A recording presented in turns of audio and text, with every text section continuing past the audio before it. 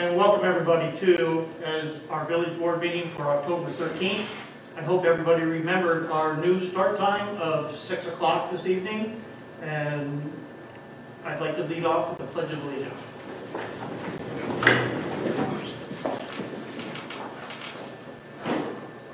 I pledge allegiance to the flag of the United States of America and to the republic for which it stands, one nation, under God, indivisible, with liberty and justice for all. All right, the first comment I would like to make, though, is typically we would have Panda at this meeting, and unfortunately Panda had forgotten that we had our regularly scheduled meeting today, and they did not have us on our agenda.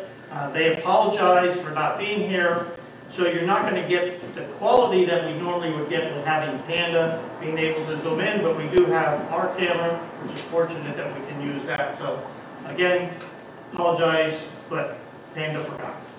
So moving on with that. The first thing on the agenda is our Climate Smart Resiliency presentation by Danielle. Finally, we can get to you. Thank you. Hello everyone, my name is Danielle Salisbury. I work for Cornell Cooperative Extension, Dutchess County. And over the course of this year, I've been working with the village, I've been working with the village on completing something called a Climate Smart Resiliency Planning Tool. I've worked closely with Vanessa, with Gary, and a few other people in the village to help me complete this project. But before I get into explaining what exactly the project was, I do kind of want to give some information on our funding, which if you could go to the next slide. Our funding is through the Climate Resilience Project, which is a program of Cornell Cooperative Extension partnerships throughout the Hudson Valley with the New York State Department of Environmental Conservation Hudson River Estuary Program, the New York Water Resources Institute, and Cornell University with support from the New York State Environmental Protection Fund. The estuary program is a non-regulatory part of the New York State DEC that has been focused on this unique region and its robust ecosystem for over 30 years. They help communities make decisions that benefit the ecosystem through engagement, education, technical assistance, and grants. The next slide, please. Their work aims to provide 7 key benefits for the region. It says 6 up there, but they've added another one. And our program is under the Resilient Communities bullet. So next slide, please. So our work with the DEC, with the Hudson River Estuary Program, has been to help communities locally in the Hudson Valley complete active actions towards the Climate Smart Communities certification.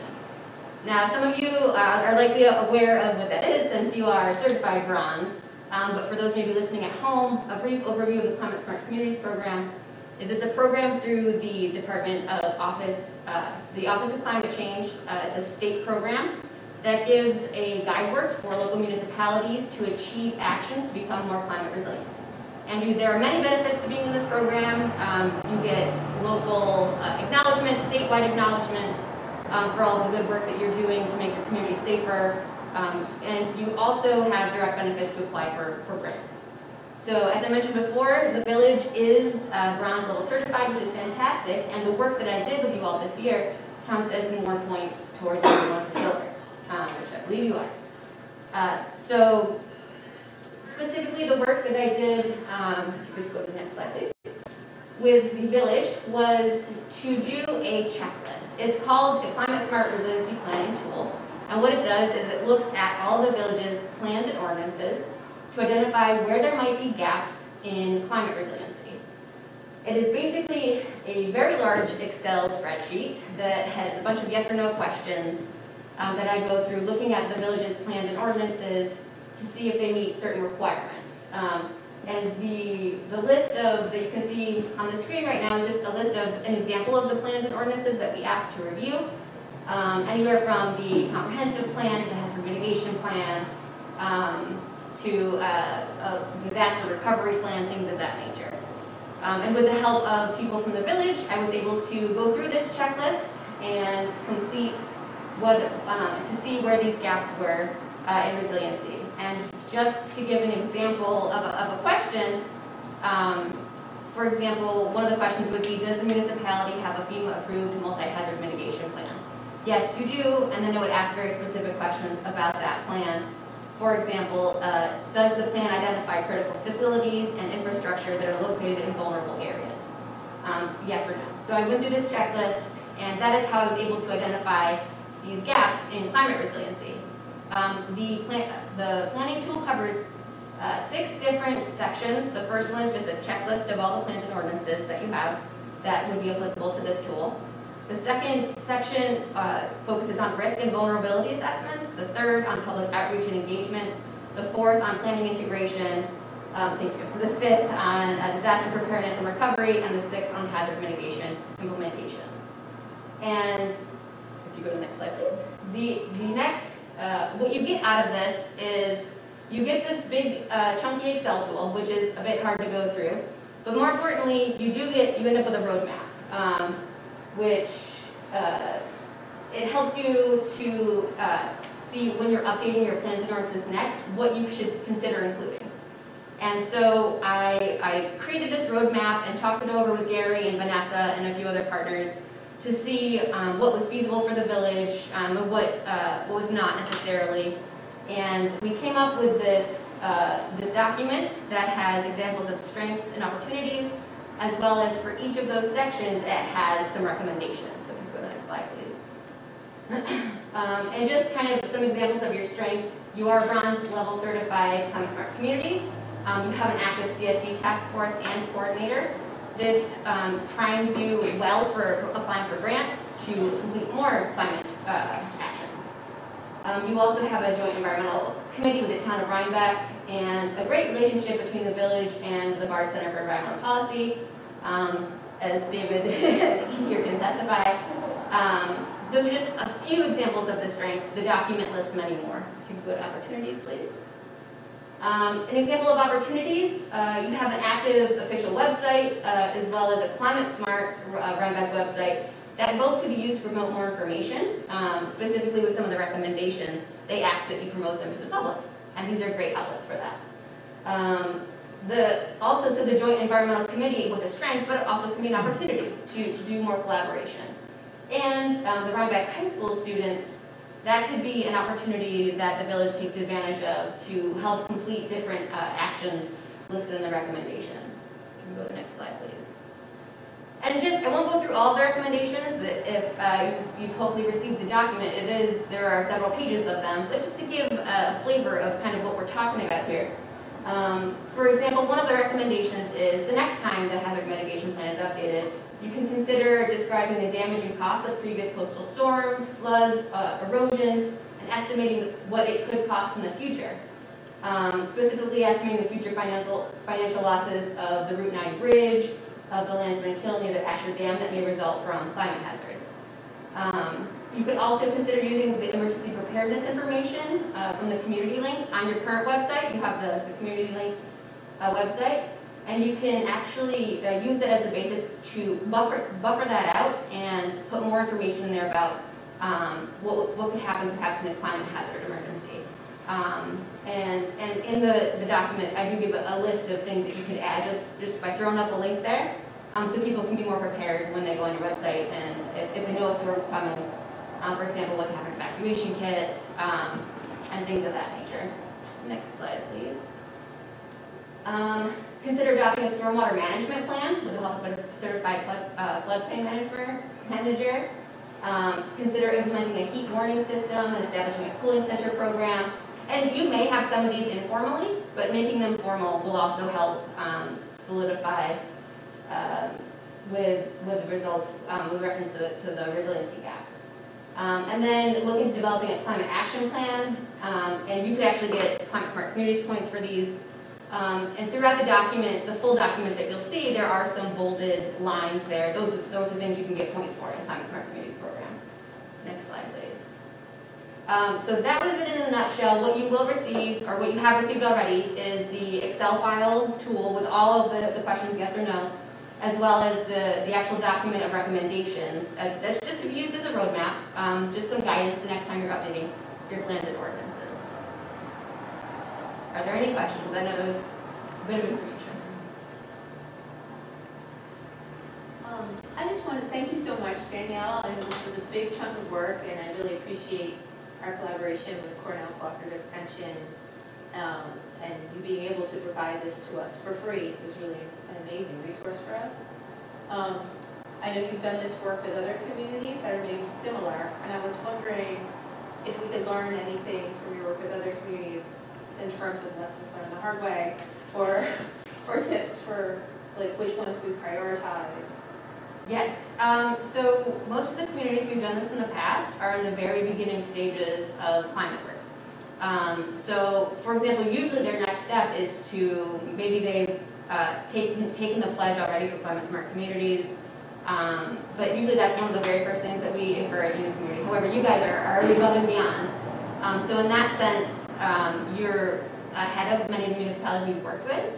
As far as prioritizing, there are about 5 to 6 recommendations per section, and prioritizing what comes next just depends on what's getting updated next. For example, I know hopefully next year the hazard mitigation plan should be updated.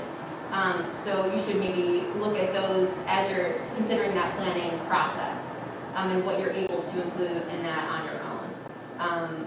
Specifically for the village, that would be probably the top priority, as far as I know what's coming next. Aside from that, you would probably have to look through the tool and kind of measure up when the next time you're updating which plans or ordinances, or if there's a grant that comes out. For example, usually every year, Climate Smart Communities comes out with a huge pot of funding that you can apply for, and they have certain action items that they will supply funding for. So for example, the heating and cooling emergency plan, or the heating emergency plan, sometimes they provide funding for you to do that. So if that were the case, I would say jump to the priority, because you could apply for funding, and since you're bronze level, you're already well poised to get that funding.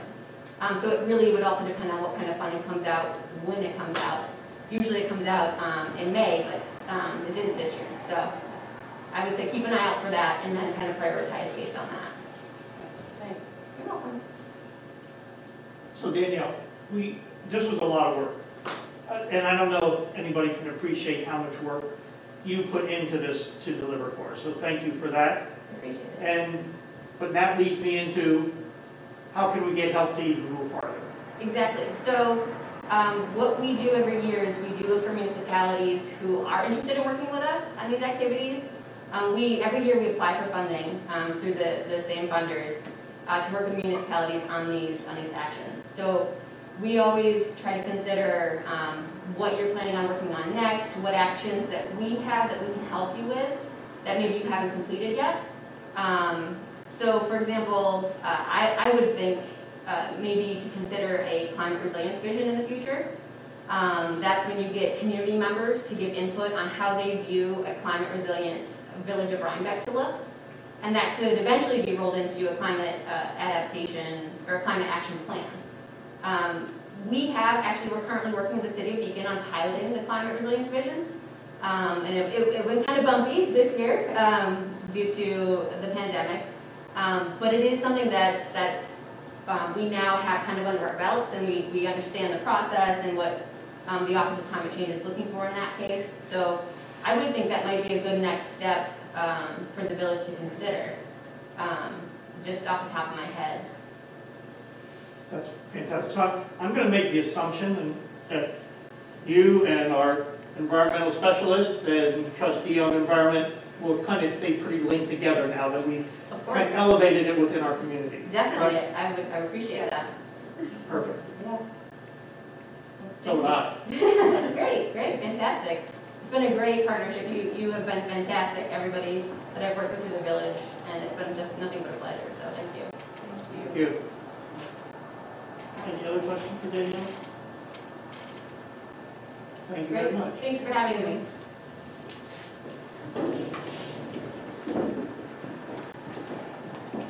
You want to introduce David? Well, David. Yes, hello. David is our intern. Thank you, Daniel. Well, you're welcome to stay. Okay. So David Trek is our amazing intern. We got him through a grant from the New World Foundation. This is part of BARD, Center for Environmental Policy's graduate program they place their graduate students in internships that last 6 months. So we were lucky enough to snap David up. And this is in partnership with the town. So David's internship is speaking to the Rhinebeck Comprehensive Plan from 2009. And all of the policies and procedures for both town and village. And his mandate really is to review all that material and help guide us towards what we need to focus on to bring our environmental and climate work up to date. So I'll let you take it away. Yeah, great. Thank you for the introduction. Yeah, again, I'm a second-year graduate student at Bard Center for Environmental Policy. I grew up in the Hudson Valley, went to high school in Rhinebeck, and it's been very nice to kind of reacquaint myself with the politics and with everything that's going on in Rhinebeck. And it's been a really interesting mixture of work that I've been doing that I'm really excited to present.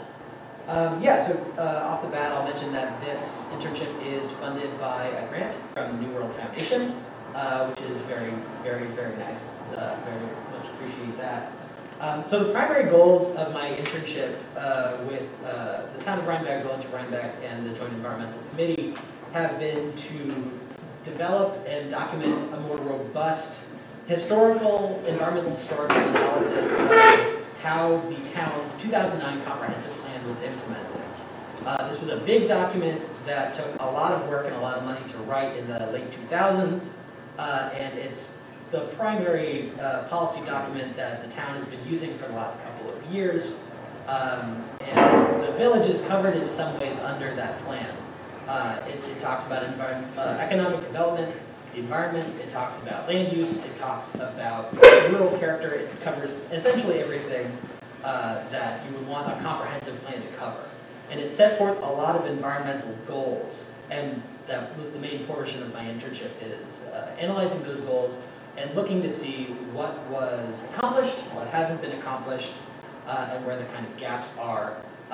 Thinking 10 years down the road, a lot of our environmental thinking has changed, and looking to expand the vision of what we're doing environmentally with the comprehensive plan in mind, but beyond what its limitations were. So in addition to that, we're looking to develop this, and have developed this criteria for action, environmental action, basically a matrix that we can put through any sort of project that we want to do that's environmentally focused, looking at cost, looking at community engagement, looking at benefits to the community, and then potential roadblocks like zoning problems and how much it would cost to implement a project. So the first thing that I undertook was this literature review, looking at basically what the literature is saying, the academic literature, about how small towns are dealing with climate change over the last 10 years. Unfortunately, after reading the comprehensive plan, climate is not something that's mentioned explicitly in the plan. That's not something that's saying it's not terrible. It's in my conversations with a lot of people, found out that most towns in that era, climate change was not on the municipal radar.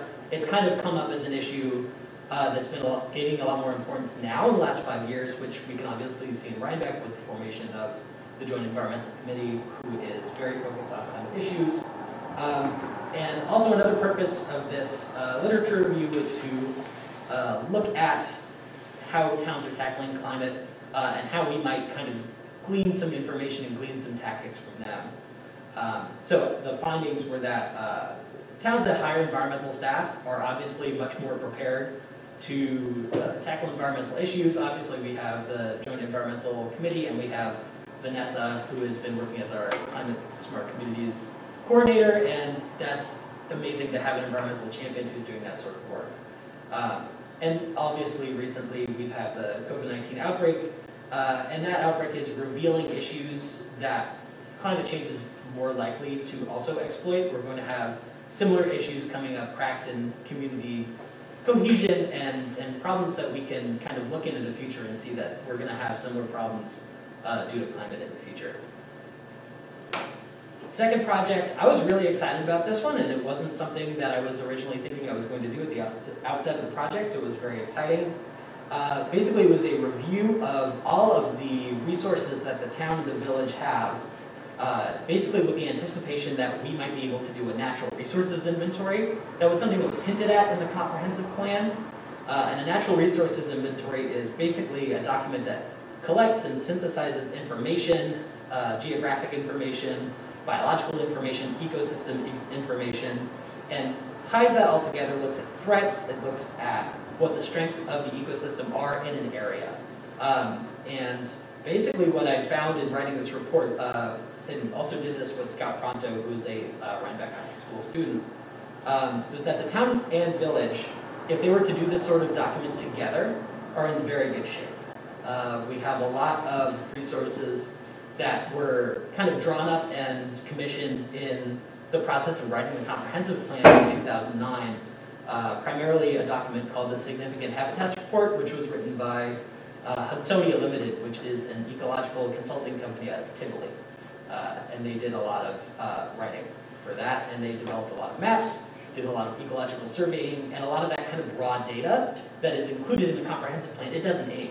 So that can be used again with the addition of adding climate elements, adding other elements to a future natural resource inventory, which could be done between the town and the village.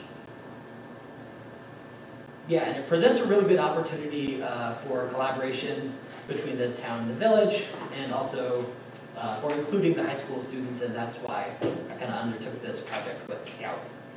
So that was the second big report. The third big report, there's a lot of big reports involved in this project, was a report on the implementation of the ecological goals of the comprehensive plan.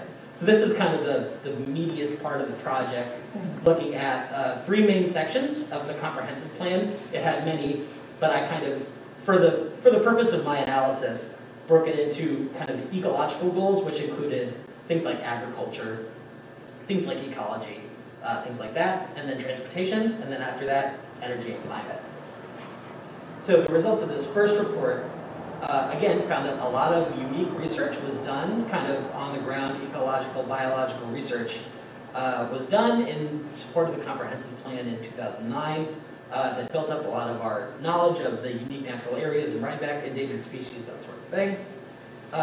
And again, the comprehensive plan said virtually nothing explicitly about climate change, and that's something that hopefully we can add as a climate focus later on, but I'll get to that in a little bit.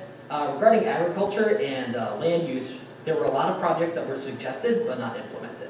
And again, something that I have been working on and I'm still not done on because it's a huge document is this spreadsheet that is cataloging the 400 plus, it's around 450 specific projects, actions, laws, zoning changes that were proposed by the comprehensive plan and tracking which of those were actually implemented. And when it comes to a lot of the agricultural and land use protection ones, a lot of those were unfortunately not undertaken, not completed. Yeah, so the next big chunk of this was looking at transportation. I just delivered that, that document a couple weeks ago. And again, there were a lot of transportation projects that were suggested. Just for example, things like one of the projects involved the 4-lane section in the south of Rhinebeck that runs on Route 9 south to Hyde Park. One idea was to remove the outer 2 lanes on that section of Route 9 and use them as bicycle lanes. And then another was to build a paved bicycle path from the village of Rhinebeck to the hamlet of Rhinecliff. A lot of big, expensive projects that were very visionary in scope and had a lot to do with increasing community cohesion, making it a better place to live in Rhinebeck, but were hard to do and hard to implement without hiring a lot of people and getting a lot of grants to implement those projects. And unfortunately, the comprehensive plan was published in 2009 when the economy was not doing so great. And kind of my finding, both as a result of my literature review and in reviewing this project, is a big transportation thing that the village and town can do, and something that the village has started to really do in a meaningful way, is to install more electric vehicle chargers, especially DC fast charging stations, which can charge most electric vehicles in a span of 30 to 40 minutes. So that's a really important thing that can be undertaken. But again, expensive. Yeah, so the fifth project was developing this prioritization criteria.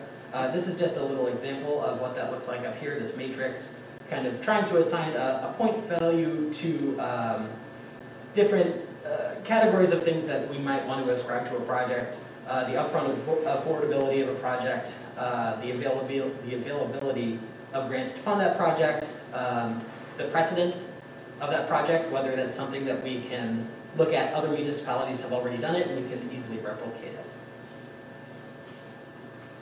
And then the few future deliverables I have between now and December, which is when my project will be over, is one final report on energy, and that is due at the end of this week.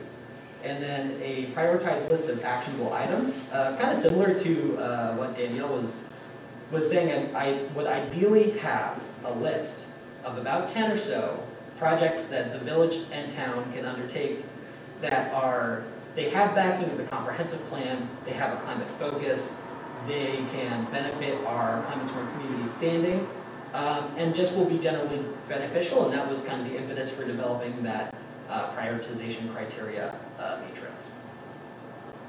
And basically, to conclude what I found over the last 4 months of reviewing the comprehensive plan, I think I've maybe read it 4 or 5 times now, this almost 200-page document, is that some elements of the plan can and should provide an impetus for prudent action in 2020 on climate.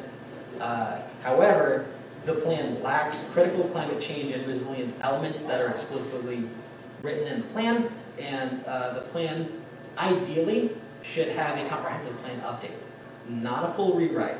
An update with sustainability elements, with climate change elements, to bring that document into the 2020s and as a document that we can base policy on, that we can base projects on. All right, any questions? I do. So, I mean, for everybody else, the village master plan was written in 1993. Yes. Something you didn't really talk too much about. Yeah. Right. And so the actions that you're implying also apply to, it would be great if we could update the village master plan to bring that from 1993 up to 2020.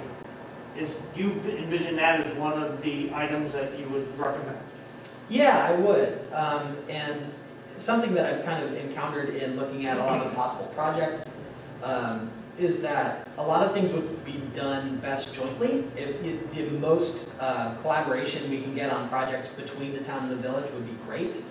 But something that I think can't be done individually, it probably should, is a comprehensive plan update by the village and by the town. I've talked to some folks at the Hudson Valley Regional Council and said that ideally, again, ideally when money grows on trees, that comprehensive plan updates would be done every 5 years. Again, it's very rare that that's able to be done, but I think it would be something that I would recommend for the village. That document, I've lightly read that 1993 master plan, and it's a good master plan, but it's ultimately from 27 years ago. Right, and I think that 1993 master plan it is lacking in more ways than the 2009 comprehensive plan for the town. Yes. So for the village comprehensive plan update, I don't think we're just talking about layering in some environmental and climate. I think for the village master plan, we need to relook at everything, and every level of research entailed with demographics and housing and land use, yes, beyond just climate and environment. Yes, yeah, a lot of what I haven't, gone through with a super fine-tooth comb has been the economic development stuff, the housing stuff, the affordable housing things that are huge elements of the comprehensive plan, the town's 2009 comprehensive plan. But that wasn't so much in the purview of my project. As climate related as those things may be, and obviously a comprehensive plan update would touch on most things, and refreshing the village master plan would obviously include updating those elements as well. And we should note for everybody that that master plan is digitized and out on the out on our Village of Rhinebeck website. I think it's linked to the Eco 360. Yes. David, I just also wanted to just ask another question. Could you clarify the difference between the EV chargers that you mentioned versus what we have installed? Is this a new level? Yeah, so there are 3 levels of electric vehicle charging. There's level 1, which is basically plugging into the household style outlet, which will charge a vehicle in 30 hours. A level 2 charger will charge a vehicle in between 3 and 5 hours-ish. And those, I believe, are the type of chargers, the ChargePoint brand chargers that are, there's one at Star Library, there's one at the Village parking lot. I don't know which direction it's in, but it's in one of these directions.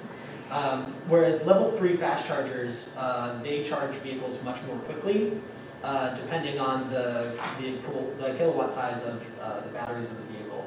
It can be between half an hour and 45 minutes. And those are, our percentage of those that are deployed nationally is very low. About 10% of publicly available chargers are level 3. And they're quite, I don't really know the price differential between the two, but they're obviously much faster at charging EVs. Well, there's 2 reasons. They're a lot more expensive, Yeah. and the grants weren't available for level 3. Yeah, and that technology is becoming more widely available. As far as I know, a lot of companies until recently didn't know how to build those and wouldn't build those, the kind of common suppliers like ChargePoint. So that's something that's becoming more widely available, expensive as it. Thank you, David. Great, thank you guys.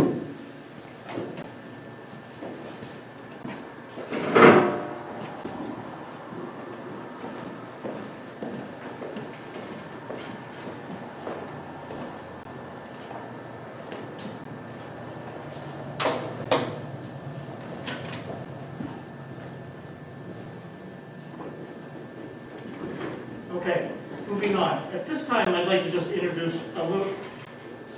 We have in our packet that everybody has 3 correspondence. And Martina, could you just for the public, what those correspondence were and the title of them? So the 3 I have, which are uploaded to the cloud, one of them is in regards to the post office murals. Excuse me, Martina, you have to get a lot closer to that microphone.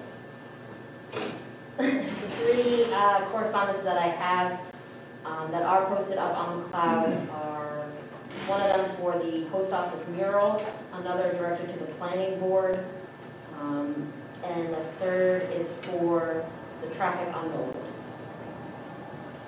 Thank you. Okay, we're going to go into an update on police reform that's on the agenda. So, as everybody's aware, we do have a police reform committee, which I sent out in distribution, the names and the contacts of everybody who was there. But one of the things that I've been talking about a lot is the schedule to be able to accomplish Executive Order 203 in a timely fashion to get it done by April 1st. To do that, it requires an immense amount of time from our officer in charge, Sergeant Dunn, who is a part-time police officer, and he's regulated to 1,040 hours per year. He often exceeds that, but we do that knowing that we're at risk with civil service to do that. So we've done 2 things to try to address that as we're going forward. And that is, the first one is we sent a letter to the governor. And we had 6 other municipalities sign on to that, asking the governor to give us a reprieve for using civil service hours to accomplish this task. We've not heard back from the governor, and don't know if we will, right? The second thing is there is a civil service code, which is called Police Officer Special Assistant to the Mayor, that exists.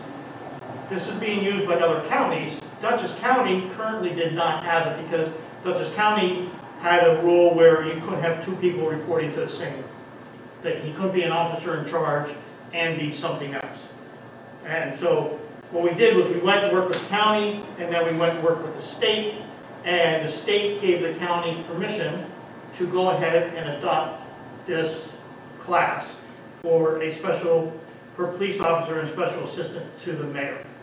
And what that means is that any hours that our officer in charge uses to dedicate towards Executive Order 203 are not directly applied to the civil service hours that are reported to the county. So it's a good way to accomplish what we need to do. It doesn't change anything in terms of what we're doing. It just is how we report our hours now for the officer in charge. So I included a definition within the packet that I hope everybody has had a chance to read. All right, but I'll just read the first part. That is, this position provides assistance to the village mayor to serve in any capacity to address issues associated with Executive Order 203, whether in administration, public relations, investigative, or etc. As this position is intended to provide services in the area of a particular concern of the incumbent mayor, the exercise of communication and action must reflect the policies and goals of the mayor. Appointments to this position are made by the mayor, who provides either general or direct supervision as may be required by circumstances, and does all the related work as required. On and on. Okay? This doesn't change anything. It gives us the ability to have Officer Dunn, our officer in charge, be able to fulfill this position at the county level. So, is there any questions about the civil service job description? One thing, I think I saw that it expires when the report is due. Yes. Yes. Good point. Thank you. Working with the county, they actually backdated this to June 13th, was when it was first talked about in the executive order, even though it wasn't adopted until August 17th. And they extended it to right now to April 30th, assuming it will get done. They also give the provision for it to be extended if this job goes beyond that deadline for us to do it. So it's a carryover. So good question. Are we going to be charged with any back pay retroactive to the No. June date? No. What we'll do is we'll work with Karen and we'll allocate the hours differently in terms of civil service. Right. So there's no back pay, involved. Okay? Are these additional hours included in the budget, or? Yeah, so in the resolution, I'll go forward with the resolution, right? And dated today, October 13, 2020, be it resolved that Sergeant Dunn be appointed to the temporary position of Police Officer Special Assistant to the Mayor in a temporary capacity retroactive to June 13, 2020 and ending April 30, 2021. Be it further resolved that the combined hours of Police Officer and Special Assistant to the Mayor will not exceed 40 hours per week, absent of any extenuating circumstances approved by the Mayor. Obviously, if we have an emergency or whatever. So we budget Sergeant Dunn for more than 1,040 hours already within our budget. Our goal is to use this to still keep him within the civil hours, but also stay within our budget. So I'd like to make a motion to adopt the resolution for officer in charge to be appointed to police officer, special assistant to the mayor. Second.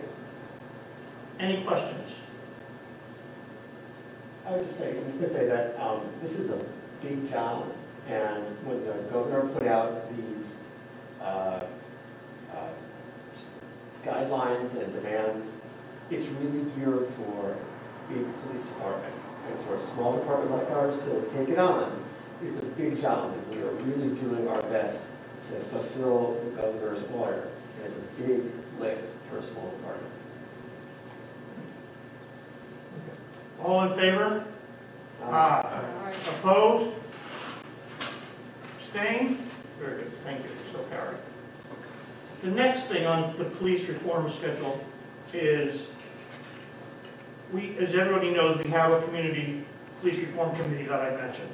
And on this committee, we review many items. And one of the items we review is constantly our 387-page document on police policy and procedures. It's been put together over the last 5 years by Officer in Charge Pete Dunn, and it's a great start to what we have. There's a lot of communities that don't even begin to have what we have already to be able to do that. But if you read Executive Order 203, one of the things that they recommend is that you become accredited, right? To become accredited is a very long, lengthy process, but there's an intermediate step in there that gets us a long ways towards that. And that's by using a third-party service called Ecological, which many of the municipalities use already, like Hyde Park and others too, that are adopting this as well. And what they do is twofold. One is they will keep us up to date on any changes that happen automatically to be able to move forward. Right now, we're dependent on us finding them, us documenting them, us getting a training for them, everything to be done internally within our house. They automatically will do this for us if we adopt Ecological. That is a fee for that. The fee for that is $3,656.70. So that's a subscription fee per year. Right. It's a per year charge that to keep us current with our policies and procedures to go forward. And they review everything, you know, and will work with us. If there's a policy change, they give us the wording, they give us the documentation. They digitize it so that when we train officers, the officers can now go in on and click on it versus reading it and have to sign manually. We click and we know everybody's been trained on that policy because they have to certify on doing it. So that's the first part. The second part is, which is appropriate to what we're talking about now, is getting our current policy book into a better format. And there's a charge for that as well. And the charge for that is $2,195. They will take our current policy, digitize it, review it, come back and tell us, change this, modify this is good, this is not good, you know, and et cetera, and put it in a format that's readily acceptable for as we start going forward if we choose to go for accreditation. So total cost to use Ecological, again, the reminder is there's a yearly cost of $3,656.70, but there's a one-time cost of $2,195 to get our books up to current so that then we can update. So I'd like to make a motion that we move forward with Ecological to not only keep us current, but update our current policy books, and which is in line with what we're doing with Executive Order 203. Second. Any questions? So this would be just during this period of study until April. I mean, we're going to do it for 1 year, in other words, right? We have to subscribe for 1 year. We can subscribe for 1 year and then make a decision on next year. Right. Exactly. It sounds like it might make sense to do it now, but maybe next year it won't. So. We don't know. That's a good, and we will vote on that budget amendment if we chose to go into it next year. And I also want to mention that this is, what's nice about this is that we can get this done in a time frame that we need to for Executive Order 203 if we use this process. Otherwise, if we try to do it ourselves, Trustee Lewitt, I think you concur that we cannot do this. Who is flexible? Like, who, I mean, is it a 501c3? Is it a consultant organization with a bunch of, It's not a 501c3. It's a business. Are there other, like having we select this vendor, are there others that we should be considering? Yes, so there is two primary companies that do this, and we're going to have to, did we forget the name of the other one that we also talked to see if they would do this, and then we went out and talked to other municipalities, and the recommendation was that everybody's going to, not everybody, but most are using Ecological, and the county has also now got a contract with Ecological during this process to do the same thing. So after talking to both, we said Ecological is by far the better choice for us to use. I mean, this is like a $5,500 addition to the police budget. Is there space in the police budget for that? We do, but not without them making adjustments.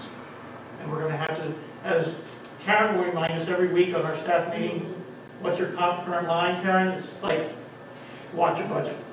So. Well, I was also going to ask, because this is unforeseen and it wasn't budgeted, did you you want to do a budget amendment from contingency, or did you want to wait and let them try and work it out within their budget? Our goal is to work it within the budget, Okay, very good, not to add contingency. very good. Has Officer Dunn or any of the other police officers had a chance to test out the software? Because it seems like one of the things it's offering is almost like a better experience for those individuals and how they access content, how they do trainings, how you're alerted to updates to the police policies and procedures, and I just feel like it's really important that the people who actually are they going to use it, are they going to like it? The answer is yes. What Sergeant Dunn has done is reviewed this with many of the officers over there, to get their feedback. Some of them, as you know, work for other agencies where this is being used, and there were several that were already familiar with this tool, and we're very comfortable with using it. As is our police clerk, Danielle. We reviewed it with her because we're going to rely on her going forward to help us keep these things up to date, so yes. Did you discuss it with the police reform work group? Yep, this was we took this through one of our committee meetings, and they recommended that we also do this. Yep.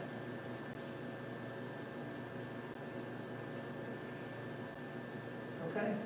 I'd like to make a motion that we accept the bid from Lexipol for, I think the price was $6,070 for this year to do the work that we need to comply with our current policies and procedures.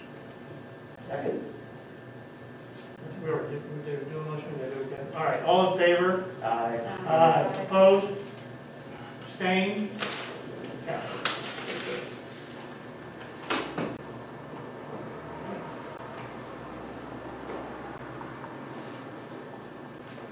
We'll also say that our committee review meetings, we meet every week, not as a committee, but every other week with the committee. And today we met again to work on the agenda for the next week with our reform. And so we already have a long list of recommendations that has come out of this.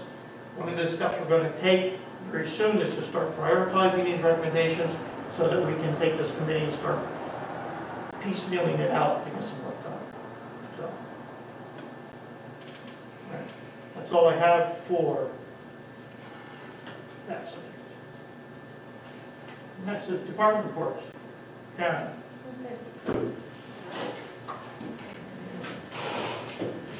The treasurer's report is for the period ending September 30th. The tax collector account ended the month with $1,201,731. The water fund ended the month with $273,532. And the sewer fund ended the month with $533,965. The vouchers presented for payment, including prepaids in the general fund, total $40,967.99. In the water fund, $29,200.24. In the sewer fund, $18,168.99. And we paid a bond for the police station in the amount of $59,750.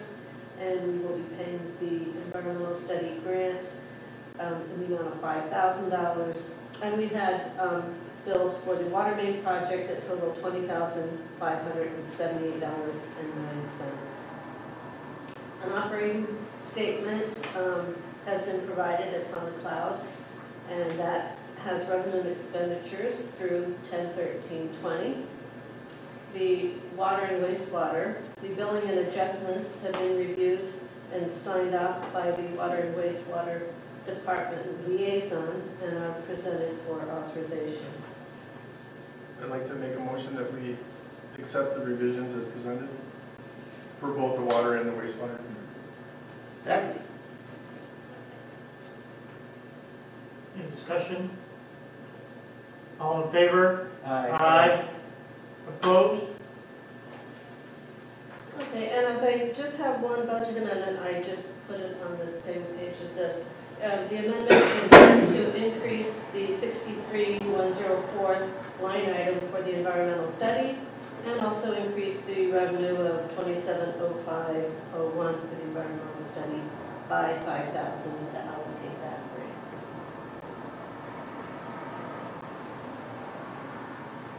So moved. Make motion. I make a motion to accept the budget allocations as presented. Second? All in favor? Aye. Opposed? Carried. Okay, and then lastly, this kind of spills over into the water department a little bit.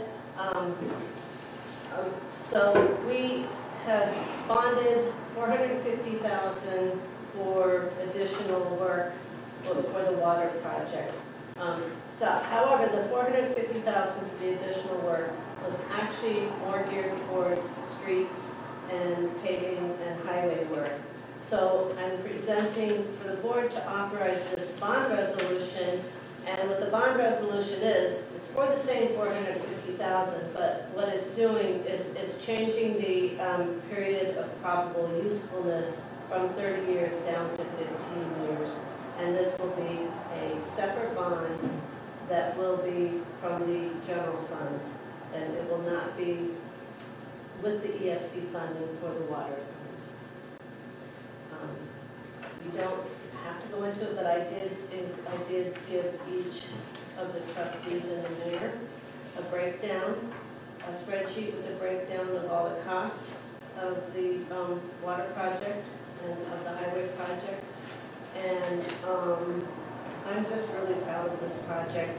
I mean, we are coming down to the very end of it, and we have $344,000 in the bank. We still have to pay Grant Street, the bond counsel, engineering, and the attorney. But I think that the project went very well. Did the DOT change the scope of the project? Well, right. We would have been doing a lot better, but yes, we. Yeah.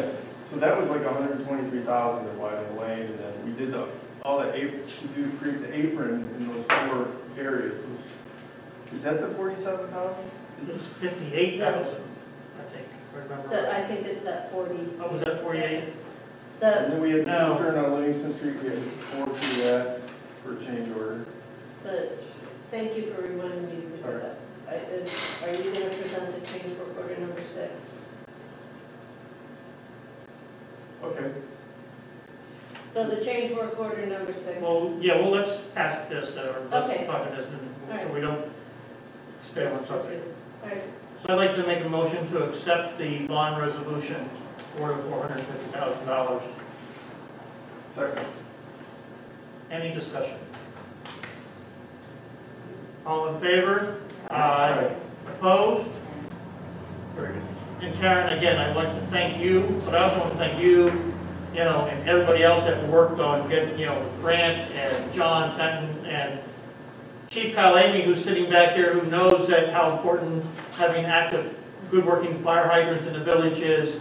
Everybody that contributed, our water department, to really get us to this point where through the winter, think about it, through the winter, we implemented, this major program. Through the winter and the pandemic. So, It's amazing. It's the only thing that was fun watching for a while. yeah. So Karen, thank you Yeah. for all your dedication. We got a small contribution for the administrative piece from what you guys are doing, and it was gone immediately. I mean, they had to do so much paperwork for the EFC, and thanks so much for all that. That's long gone. All right. Anything else, Karen?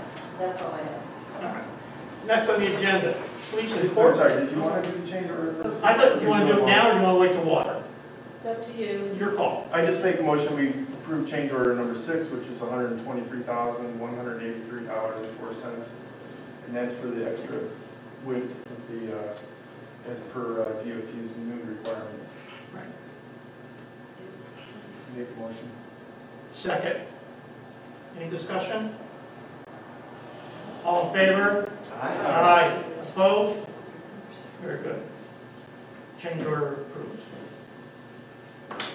Okay. Thank you. Police report. There's a complete list of tickets and incidents which are published in our portal and for the public to see. I'd like to just do the summary. Total number of tickets, total number of incidents in the town is 20. Total number of incidents in the village is 91. And by the way, this is for the month of September. Total number of tickets in the town is 10. Total number of tickets in the village is 59. Total number of arrests is 0. Total number of accidents was 4. Right? And what our police department always does is help our highway department, keep them safe when they're doing brush pickup on the major thoroughfares. I would also like to remind the public that please, if you see us cleaning up brush on the state roads, please, please, please drive slowly. It's very dangerous for them to be out there working, and we appreciate this operation doing that. Okay. That's for police. We have no floor report. No, the incident report on what that is what people can look at, what they're seeing.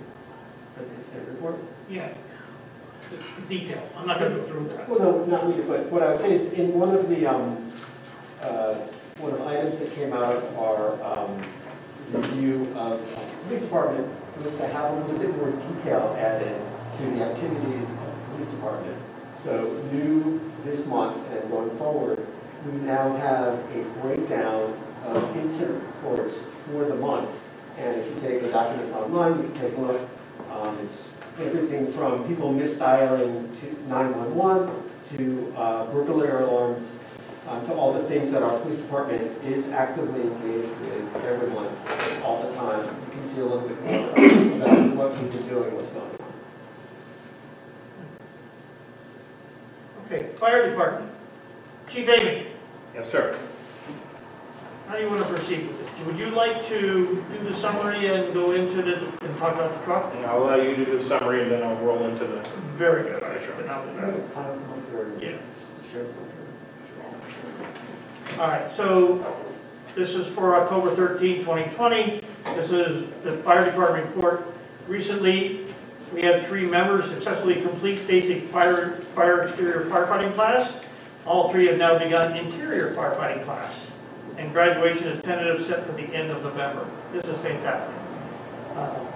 Specs for the new truck, which Chief Amy will talk about shortly, will be presented tonight. The fire department has recently started back up with training due to COVID-19. If you remember, we had our meeting Monday night, and so training is happening. We were able to hear it going on. And the rescue squad has got a grant from the Frost Foundation. Right? This grant provided the rescue department the opportunity to purchase a Lucas device which provides mechanical compressions for a patient cardiac arrest. So this is used in the back of the ambulance, right? Which, by the way, is the new guidelines to do. So it's not only is it timing is important, but it's also great. If anybody has ever had to experience doing CPR in the back of an ambulance while it's speeding down the highway, this is a great device to have. That's all I'm going to say, right? It's not an easy job when you're trying to stand and do compressions and the ambulance is bouncing all over the road. So I thank the Frost Foundation. I believe we're going to have something formal, an announcement for this when we get everything implemented, correct, Chief? Correct. And we'll do something formally to thank the Frost Foundation for this. In addition, they also purchased safety vests for the emergency responders as well. Chief, let's talk about the truck.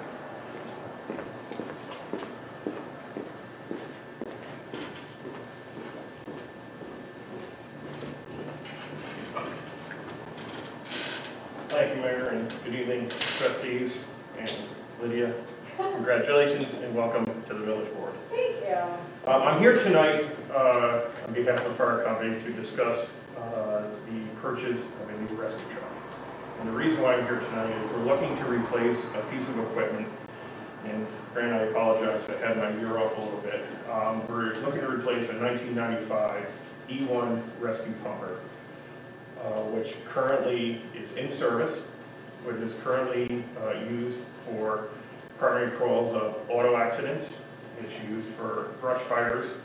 It's used for special calls as far as stuck elevators, any kind of entrapment by any equipment, either ground or mechanical.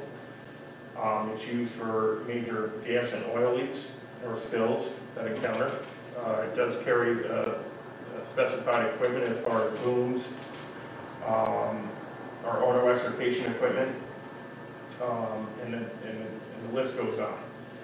The reason why we're looking to replace this is the age that it is and the equipment that is failing in that rig. It wasn't up to just a little about 2 years ago. We lost the onboard generator when we had a manufacturer come down and look to replace it. It was $17,000 replacement cost. We chose at that time not to do it due to the fact that the truck is not even worth $17,000. So right now we have a midship generator that we're operating with. It's not the best, it's getting us through.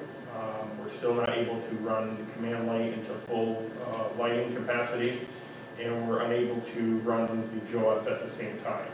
One of the reasons why we went with the second backup set, we went for the Frost Foundation last year and was able to purchase e-hydraulics, that are totally cordless, battery-operated Hurst jaws and light.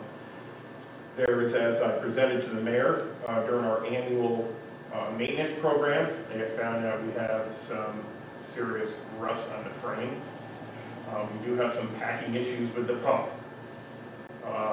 Last year, when I asked Hopewell Fire, that does our yearly maintenance, give me a cost on what it would do to bring that truck up to standard, and that cost was $32,000.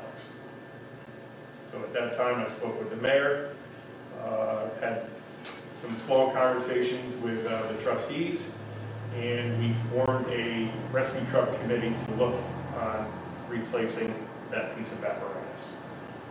We started this before COVID. We got held up during COVID because we weren't comfortable on continuing the meetings and the number of people that we had until some more mandates were out there where we could meet safely and social distance. So we started that committee back up a few months ago, and we finalized the specs. So tonight, I'm here to answer the questions, and hopefully with the court approval that we can send these specs out for bid and then look into purchasing a new rescue truck. Mind you, it takes about 13 months for the truck to be built. That's as of right now. And it would probably take another at least 2 months to put the truck in service. After the truck is built in the manufacturer out west, it would then come to the manufacturer of the bid award. And then the equipment that we have that we'll be carrying over will be then placed and mounted the proper way to be able to put the truck in service. So at this time, I would like to just ask the board. I was able to talk to Grant, I was talking to Rick, and I apologize for not getting all the trustees. I know everybody had a lot going on and so forth. But I'm here to ask any questions of why, when, and how, and where. So, Kyle, I think everybody would like to know, how much is our current truck worth? Our current truck worth right now, as it stands, $3,500. Oh, wow. Are there any pieces that you can salvage from it and reuse? I mean, there's some things we'll take. There's obviously, that's just the truck stripped. And obviously the equipment that we have in there, I mean, the radio system and everything else, that all gets rolled over to the new rig. But when it comes to any kind of mechanicals, parts of it, it's just not something that's able to salvage. I know the last truck that we had was in a little better shape when we just replaced the one downstairs in 2017, and that worth value on that was $4,000. We thought we could get more, right? Right. But we have to understand that we keep these rigs for 20 plus years. They usually start at 20-year, you're teetering.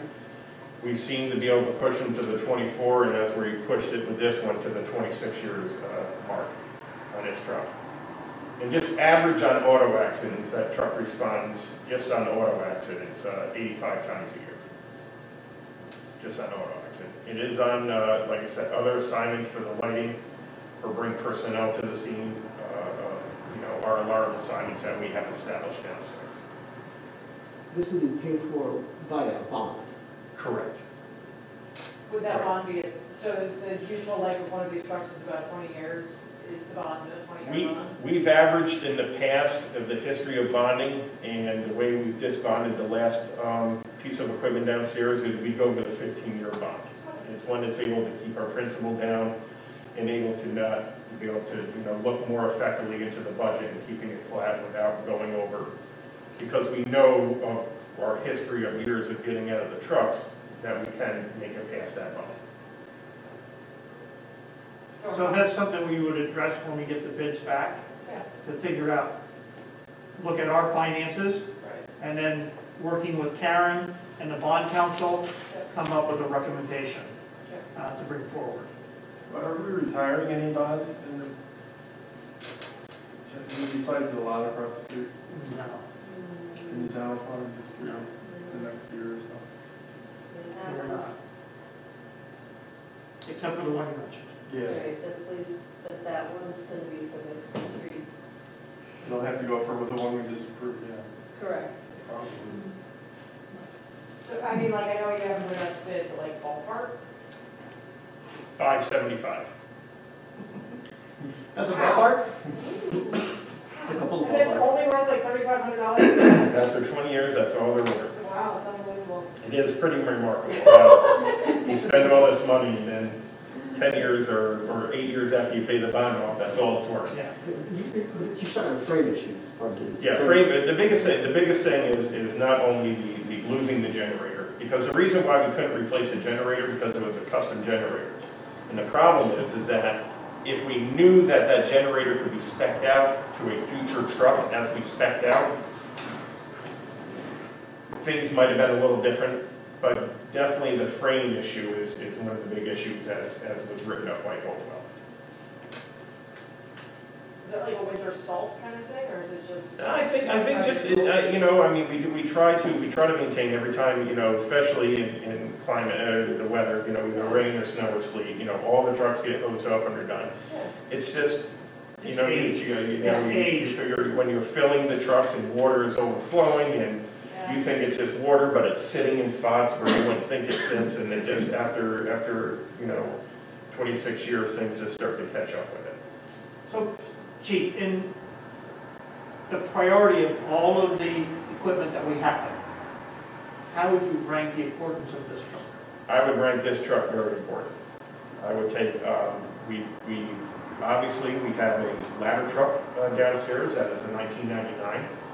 I think one of the best things we did when we purchased that ladder truck is we never got a pump on it, which is definitely going to get a longer lifespan than a pumper. We have that truck annually tested every year by American Test Center. And we probably had another 10 plus years left on that piece of equipment. I know as Gary has spoke with us, as he tries to keep on a 5-year replacement, we're going to be close to being a 5-year from the 2017 purchase of the engine. The next one would be 32, but again, that's an 07, so we've got some time down the road for that as well, and we feel confident. We also feel confident the way they're spending it, that catching in time, there could be some restoring of that piece of equipment to even get a longer life out of it. And I think that's what we'll look at to obviously hold off on getting too much on our plate as well, and we feel confident in that. Okay, so I'd like to make a motion that we go out for bid for the new rescue truck. Second. Any other discussion? How many bids were there? No. How many companies are there that make custom cars? Quite a few. Yeah, really? Quite a few. Yeah, I mean, there's American La France, there's Seagrave, there's Emergency One, there's Ferrara, there's Rosenbauer. HMI. So, you know, you usually, but when it comes to bid, you only usually get a couple manufacturers that will bid on it. It's the way you write the specs. You know, some people can't do it, some people can do it. Some people can do it, but it's going to obviously inflate the price, and then, you know, we just hopefully go from there. I'd like to make a comment. In 2017, when we purchased the new engine truck, I happened to be away on vacation in South Carolina at the time, and I stopped by the firehouse, kind of one of the things I just like to do, and the guy that actually worked on and built our truck was there. And when I said I'm from the village of Rhinebeck, he did nothing but rave about how well this department was run and the status of our equipment. But here I am in South Carolina, I run into the guy who actually worked for the company to build our truck. Kind of amazing. So what, is there anything in particular about this truck that like makes it, I mean, you said like there's specs and it has to, you know, it's a unique structure. Yeah, what we did is it's a little different than speccing out a pumper or an attack rig. Okay. That would be first due out for a structure fire or a car fire. Right. The tools that this truck carries, you've got the jaws of life, you've got airbag systems, you've got stabilizing systems, you've got cribbing systems, you've got all your booms and your foam pads and your speedy dry, your hand tools, your cordless power tools. So basically, the way these trucks are built, so when you open up one compartment, there's going to be your jaws. When you open up another compartment, there's your whole airbag system. And then you go around to the passenger side, and the board slides down where you have your sawzall or your air chisels and all the specialty tools that we carry that we encounter when it comes time to extrication or special. Sounds like a Swiss Army knife of a truck. It is a Swiss Army knife of a truck. That's a very good way to put it. So it's not like, you know, with the engines, you know, you're putting hose on it, you're throwing some bent saws, you're throwing couplings, you're throwing some generators and a few little things of some hand tools and holigans and crowbars, but nothing compared to what a rescue truck carries. So Chief, I have two questions. One is, how many people will this truck carry? 6. How many do we carry now? 6. Right. So it's going to be the same. That leads into physical size. Yep. You've, based on your specs, we can fit it within the space that we have. We spec'd that truck out, and I believe that we were able to squeeze it for 6 inches shorter than the current truck, based on the bumper, which give us the availability in the future, so it doesn't hinder on a future purchase with the ambulance, and we would still be able to get an ambulance in there. So that's important. Physical space and our limited space we would have is important to make sure. All right. All in favor? Aye. Opposed? Go for bid. All right. Thank you, everybody, for your Don't time. leave. Don't leave. Don't leave. All right. So the next thing on the agenda is really in particular to the fire department, and I want the chief to also comment on this. The town of Rhinebeck currently contracts for protective services in the town of Rhinebeck. They contract with us. We have a contract, we're in year two of a 3-year contract with the town to provide fire coverage for a portion of the town protective district. They also contract with Hillside Fire Department for another portion of the town to do protective district. And they also contract with the Rhinecliff Fire Department to provide coverage for a third portion of the protective district. Right? The town has been looking and studying this for a long time. They've actually pulled numbers to make sure that they are getting the coverage that they need and the equipment response and the people response that they need in their protective district to make sure that they can provide safety to everybody that's in the town of Rhinebeck for the coverage. Based on their analysis, they have come to the conclusion that they would like to change or amend what they have done currently in the past, and to ask us, the village of Rhinebeck Fire Department, to pick up the protective district that the Rhinecliff Fire Department was carrying. Rhinecliff will still stay intact, They still have their whole fire district, which they need to do, which covers everything from the gardens to the hamlet, out Morton Road, and up along the river. That still, Rhinecliff does not go away. Rhinecliff stays intact and continues doing what they're doing. What they would like to give us is the protected district, which starts at the Ferncliff Nursing Home, kind of comes up Astor Drive, goes behind the woods, and then heads due north up to the bridge approach. And it kind of intersects, if I'm correct, Kyle, right around where that parking lot is on the bridge approach, right? Then It goes, the district, the protected district that is currently being supplied by Rhinecliff goes all the way to the Dutchess County line on the face of Rhinecliff Bridge. right. And which include, we would then pick up auto accidents as well on the east side of the bridge.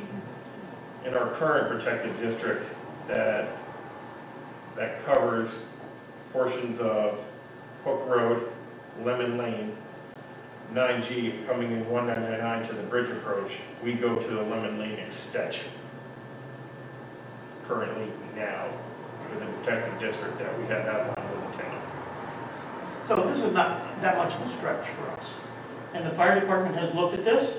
They've looked at the number of calls, the average number of calls per year, and they know that we can accommodate this protected district without changes to staffing and everything, because we have a very robust fire EMS department. So this was within our means to be able to pick this up from the town of Rhinebeck. So the town has written an amendment to our current contract, which they said we're in close to the end of year 2 of a 3-year contract for them. And what they have agreed is to pay us the same amount they were paying Rhinecliff, which is $31,620 per year to pick up this area of the protected district, right? So these provisions in terms of village, which our contract expires in 2021, will remain in full force and effect and apply to this amendment to the current contract. This has been reviewed by our legal team, right? It's been reviewed by the fire department.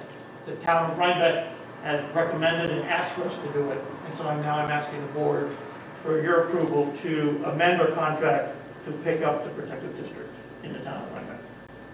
So I'd like to make a motion, to adopt the amendment to the Village of Rhinebeck fire contract dated 2019 to 2021, whereas the Village of Rhinebeck, by agreement dated on June 12, 2018, contracted with the town of Rhinebeck for fire protective and emergency rescue squad service for the town of Rhinebeck Fire Protection District for the territory in the town adjacent to the Village of Rhinebeck, encompassing the entire township, exclusive of the territory currently held by Hillside Fire Department, the Rhinecliff Fire Department, and the incorporated Village of Rhinebeck, together with any extensions or delineations.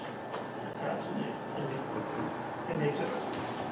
Second. Second. Second, Lydia. Thank you. Any other discussion? All right.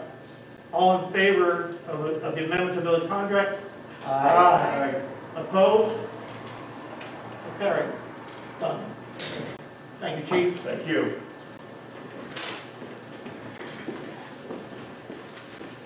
Okay.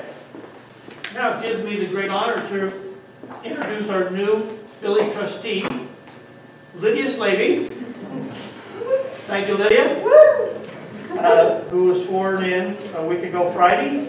Lydia is replacing Trustee Paul Korchak and is going to be the liaison to building, planning, and zoning. Hi, I'm delighted to be here. Thank you for the appointment. Thank you for the support. I'm just happy to help. So here I am, happy to help. A couple things going on with planning, building, zoning, etc. Do you want me to read the report? You can summarize it. Okay. They've been busy. It's been very busy. They took in about just under $5,000 in fees in September. As anybody who's been watching the planning board agenda, the big ticket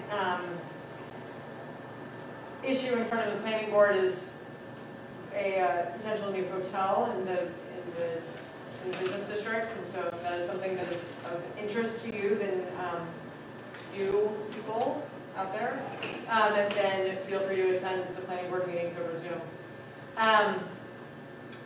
Also, we're recruiting planning board members. There's some vacancies, and we're very much looking for those who have experience and knowledge in planning or architecture. Ideally, folks who have worked with very strict zoning codes. This would be an amazing asset to the planning board. It is one of the hardest working volunteer committees in the village. It is one of the most important, if I do say so myself, volunteer committees in the village. It enforces the physical appearance and physical fabric of where we live. And it's a really wonderful job, and it's a very full job, and it's one that requires expertise.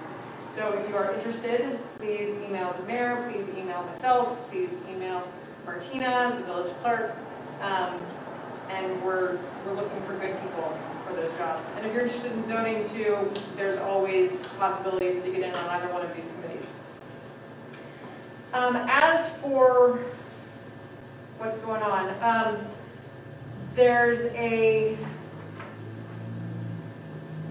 the county is changing the way that it does its review of zoning changes, and do we need to adopt this agreement? Yes, we do. Okay. We need to vote on approve this. Okay. Yes. So currently, the county sort of reviews all zoning issues that come in front of a municipality inside the county. They have decided that tends to create a lot of busy work. And so this agreement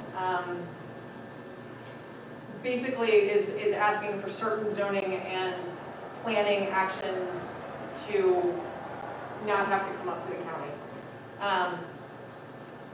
And our our planning board agrees with it, our zoning board agrees with it, our John Fenton agrees with it.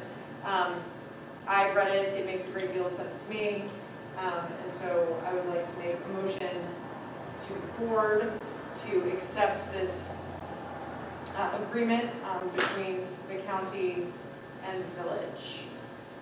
Second, Any questions?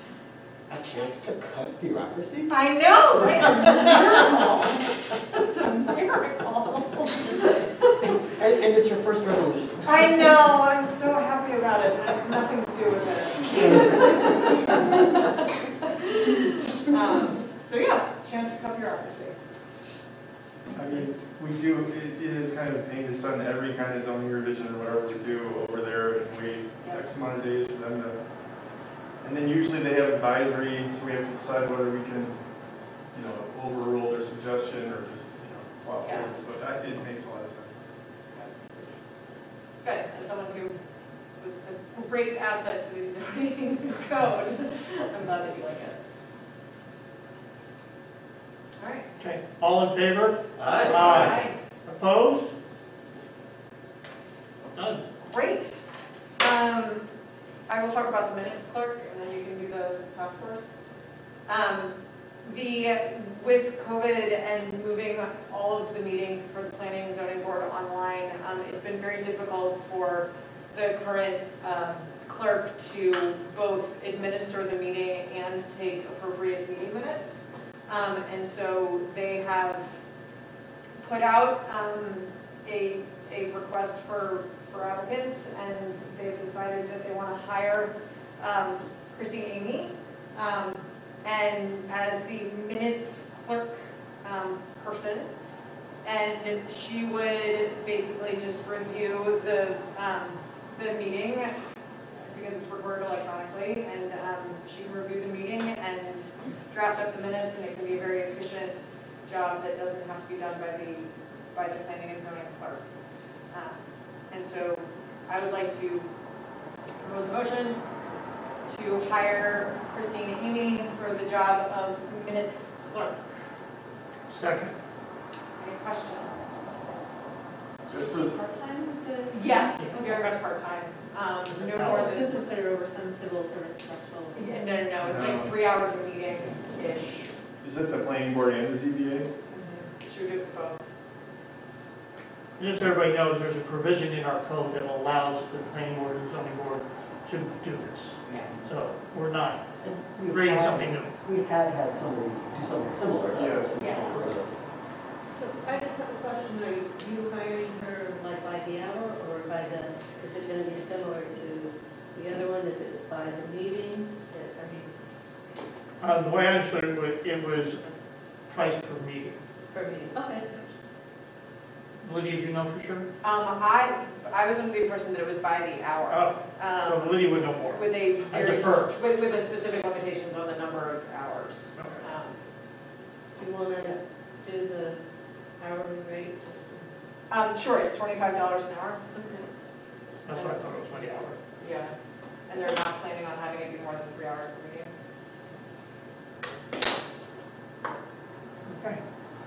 All in favor? Aye. Opposed? Very good. Looks like Chrissy gave me no. Congratulations, Chrissy.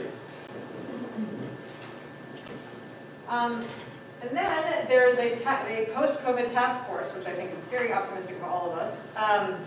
But we have to plan for the best of outdoor dining in the business district. So the mayor asked me if I would be willing to head up this particular task force, and I said yes.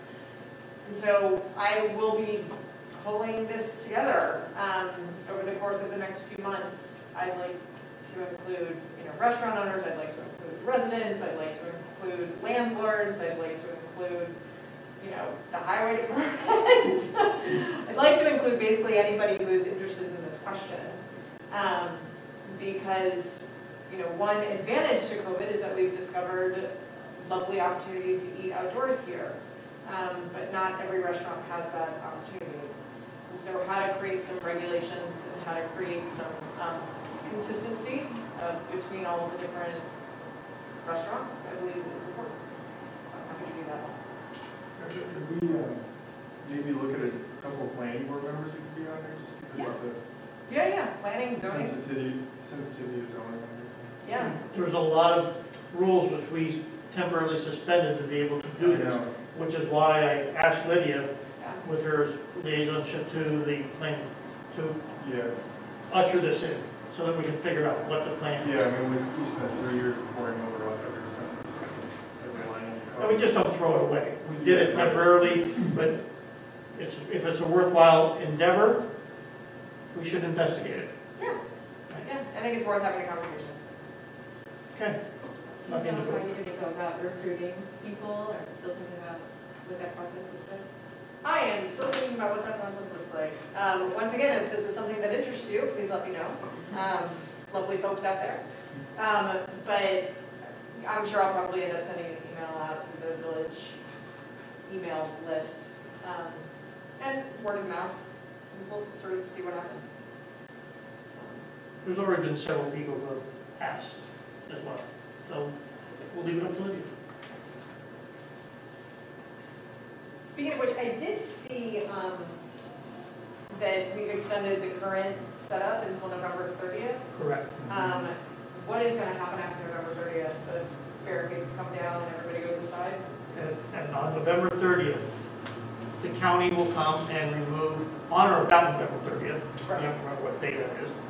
I've already had a conversation with them again this week. They will come and remove the barriers that they have. We will also remove the barriers that we have and return them to the fairground and return them to the highway department. And everything that's built out there right now will come with it. Got it. December 1st was particular only because that's when our snow ordinance goes into effect. Yeah, which makes sense. As well. So we need to be prepared for snow. At that time, I mean... I didn't want to say that word, but... I know, right? The S word. But, you know, restaurants that aren't using those kinds of spaces, do they still have the ability to have the outdoor tents, et cetera? Because I'm thinking of like Foster.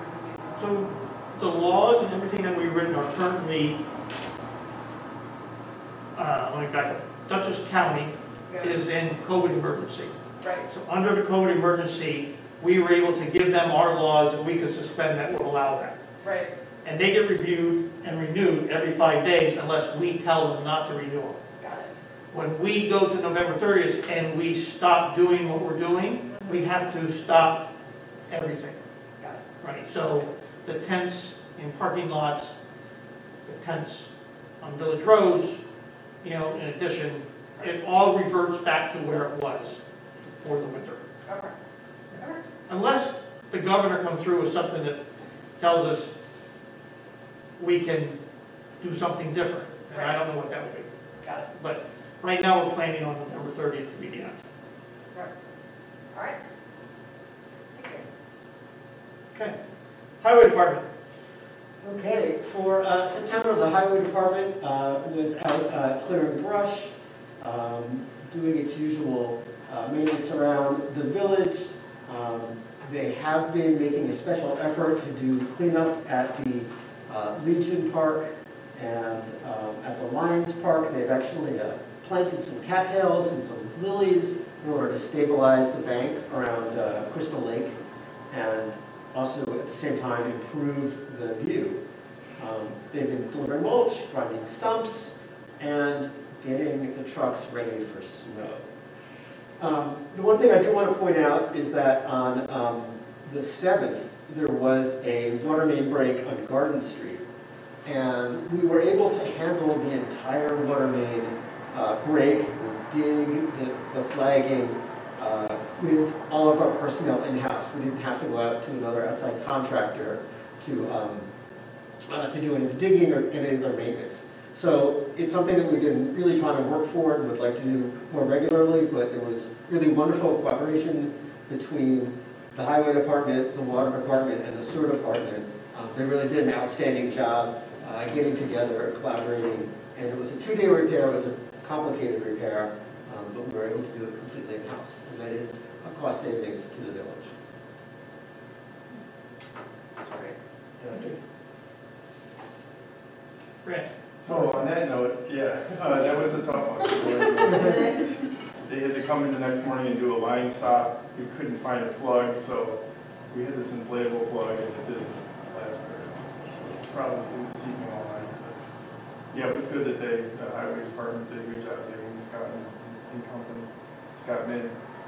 We also had leaks on another leak on Old Post Road, and the Highway Department did that. I was out there too, and they did a good job on that last month. We're preparing for the landscape project. We put a spigot out there. I think Brian and Ellen did that. And we're preparing for the generator. I should call Conway about the Conway's about the generator because I'm not sure what's going on with that. We're trying to get the landscaping going and the generator project up on Highleaf Road. Just an update on the Dutchess County Water and Wastewater Authority analysis. There was you're all in receipt, if you remember or not, of the draft of the phase 1, which is the analysis of the 2 different plants. And then Dutchess County Water and Wastewater Authority came up with their comments, on different line items. So Delaware Engineering is going to have a response to their response, and then they're also simultaneously working on phase 2, which is going to give us an idea of some of the costs for repairs and things for needed improvements, particularly at the water plant, but also at the wastewater plant. And to that end, we approved that the greenhouse or the filter building rehabilitation, the release for the RFP is gone out for that, and the bids are going to be due on November 12th. So we'll get the bids back and move forward on that. And that's in the wastewater. So I've left the wastewater department. Really nothing new on wastewater. I just have these the bids on these the replacements for the blowers at the aerator, and I'm not even sure exactly how this works. Somehow it pulls the sludge back into that circular drain, the newer one, and the gears are kind of worn out on the old ones. They're like 20 years old, so it's these blowers. We need to, Brian has gotten 3 bids on these, and the lowest one is from USA Blue Book, which we already have a relationship with, because they're a vendor of ours. And so these blowers are, the best price was, you got 3 prices, which we're supposed to do, $1,589.95 each. So we need to order 2 to replace the blowers. He can install them himself. These are 20 years old and they're kind of shot and they're not performing very well. So I'd like to make a motion that we approve that the USA Blue Book bid for the 2 blowers in the aeration basin for $1,589.95. Second. Second. Each. Discussion? Times 2 here. I hope you don't have any technical questions. What exactly do they do? They blow air into a pipe, which brings the sludge back in. It's the return activates. Yeah. She knows more about it than I do. She works for Tri-Muni, so. Okay, all in favor? Aye. Opposed? Thanks. I think that's all I have. Okay. Vanessa, environmental. Yeah, so I have my report up online, which any of you else can see. Part of that was just an introduction to David and Danielle's work, and my take on their work. With Danielle's work, I have this video that I found on YouTube stuck in my head of flooding when the Asher Dam was damaged during Hurricane Irene. And that was 10 years ago, right? 9-10 years ago. Yeah. This past August. And there was just incredible flooding all across the Legion Park and over Route 9 there. And so in my mind, the work that Danielle was doing was reminding us to take a look at our vulnerabilities and make sure that we're prepared. And there's a lot of detail there. But that's in my mind, that we should do some hazard planning, emergency planning, and make sure that we're well set up to respond to storm events like that, which are going to be more common. And then with David's work, he's midway through this project, which is just a total beast of a project. And what we're really pushing him to do is deliver a top 10 prioritized list, because we need something that's actionable, right? And there's 450 recommendations. It's not, there's a reason why not that much was, there's a reason why a lot of things are not implemented, but we need something that is concise and actionable. So I'm really excited about this prioritization criteria that we're developing, which is going to be a way for us to, not just amongst ourselves, but also with the community, explain how we make decisions about which of these projects we really want to tackle. Also in that vein of sharing with the public what we're working on, I have basically like a visual bulletin board of all of the projects that are either under consideration or now being researched and looking at funding, and then what's to be implemented. And that's linked in the report. It's kind of fun because it's just like quick hits. Looks like almost like little virtual Post-it notes. And that's public for anybody to see. Okay, so the item that I brought forward to the board is a project that Karen and I collaborated with. Vanessa, can I interrupt a second? Yeah. For David. Yeah. I believe the way we have a contract written with him, don't we owe him the first payment? We just It's in with your vouchers. Yeah. Okay, very good. Yeah, we received the grant money from New World Foundation, And now that David's completed that first half, we're dispersing his first payment. And that second half, upon completion of the second half of this project, the town disperses Correct. to him. So that's the. I just wanted to make sure that we didn't put that up. Sorry. Yeah. Okay, so I shared on the cloud a draft of the environmentally preferable procurement policy. So this is an update that I worked out with Karen. The idea here is to really lay out what governs our decision-making when it comes to purchasing, capital improvements, contracts. And I have added to that some considerations of how do we make choices that are going to be beneficial in terms of lowering our carbon footprint and creating a more healthy environment. This is something that is happening at the state level. There is now some legislation that's actually being looked at for New York State in terms of environmentally preferable purchasing. But at the municipal level, this is typically handled in this type of document. And it is an action under the Climate Smart Communities program, so we would get 1 point for silver certification. And I actually leaned pretty hard on the Village of Hastings on Hudson, because they had a really nice model that we drafted, that we pulled some for our draft. So this has been looked at by the village lawyer. He had some minor edits, which I've incorporated. So it's pretty meaty, and I would love for the board and the mayor to really dig into it and maybe get back to me, see if there's any issues or things you need clarification on. One piece that we're discussing is, does this need to go to a hearing and then This law, Rich Olson did get back and say that we could amend it by resolution. It does not have to be a local law. Brand's not so sure. I'm a little skeptical. It works so hard in the first. We have a code, and I did, yeah, but we have a code, so it just seems like you can't amend the code. You can perhaps amend the code with the rest, but we have contradictory things and the code should prevail, and that just kind of loses confusion.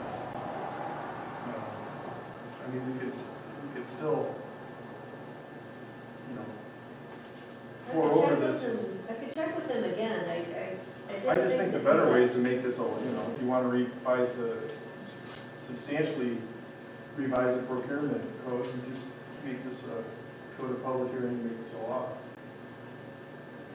Are there changes in the threshold amounts of money? I don't think No, Not in the last 10 It's years. just, I think what we've built into the policy is just providing more detail for what to consider when you're going to make purchases. There's some definite changes to it. Well, it changes in terms of how we consider purchasing, but it's not changing in the actual purchasing policy. In terms of the amounts. The amounts have changed, yeah. I think the discretionary thing used to be $500, and now it's like 1,000. Yeah. Well, maybe as part of our review, each of us can take a look at it and sort of, Yeah. kind of see how that tumbles out with the existing code. I would like to go to a hearing. I mean, if it's a law, then. You can schedule it. You want to make it a local law, you can. It's not going to be, it's not going to be throngs of people. I guess my thinking is there a way, even if we do go to a hearing for this and change the code, should that code actually just say, the village operates by their procurement policy and have it refer to the policy as something that can be changed by resolution? Because you don't want to have to go and have to change a law every time you want to make a little change to a procurement policy. Yeah, I think you can do that. I'm not sure how it is now. I'm not sure if it's part of the local law now, but when you do go to do this, definitely say that this can be changed by resolution. Then you would not have to go through it. There's certain things in our zoning code that we say that we can change by resolution, like fees and things like that. Yeah. Well, that might be a good way to handle the whole problem. I think so, because if you think about it, like a purchasing policy, there's certain thresholds that over time aren't gonna really make sense anymore, so you would wanna have that And flexibility. the state hasn't raised theirs in a long time, so if the state raises theirs, then we could just raise the threshold and not have to do that whole thing. So, Yeah. it's a good idea. You could definitely do threshold by resolution. Okay, well, yeah, so I'd really appreciate it if everyone can look at that. And another update, you all got this little packet, which is more than anybody ever thought they would learn about salt brine. We had a meeting yesterday, just yesterday? Yeah. We had a meeting with Bob Wyant, who's the town highway supervisor, and Josh Pulver, who is on the joint environmental committee with us, and he's on the town board.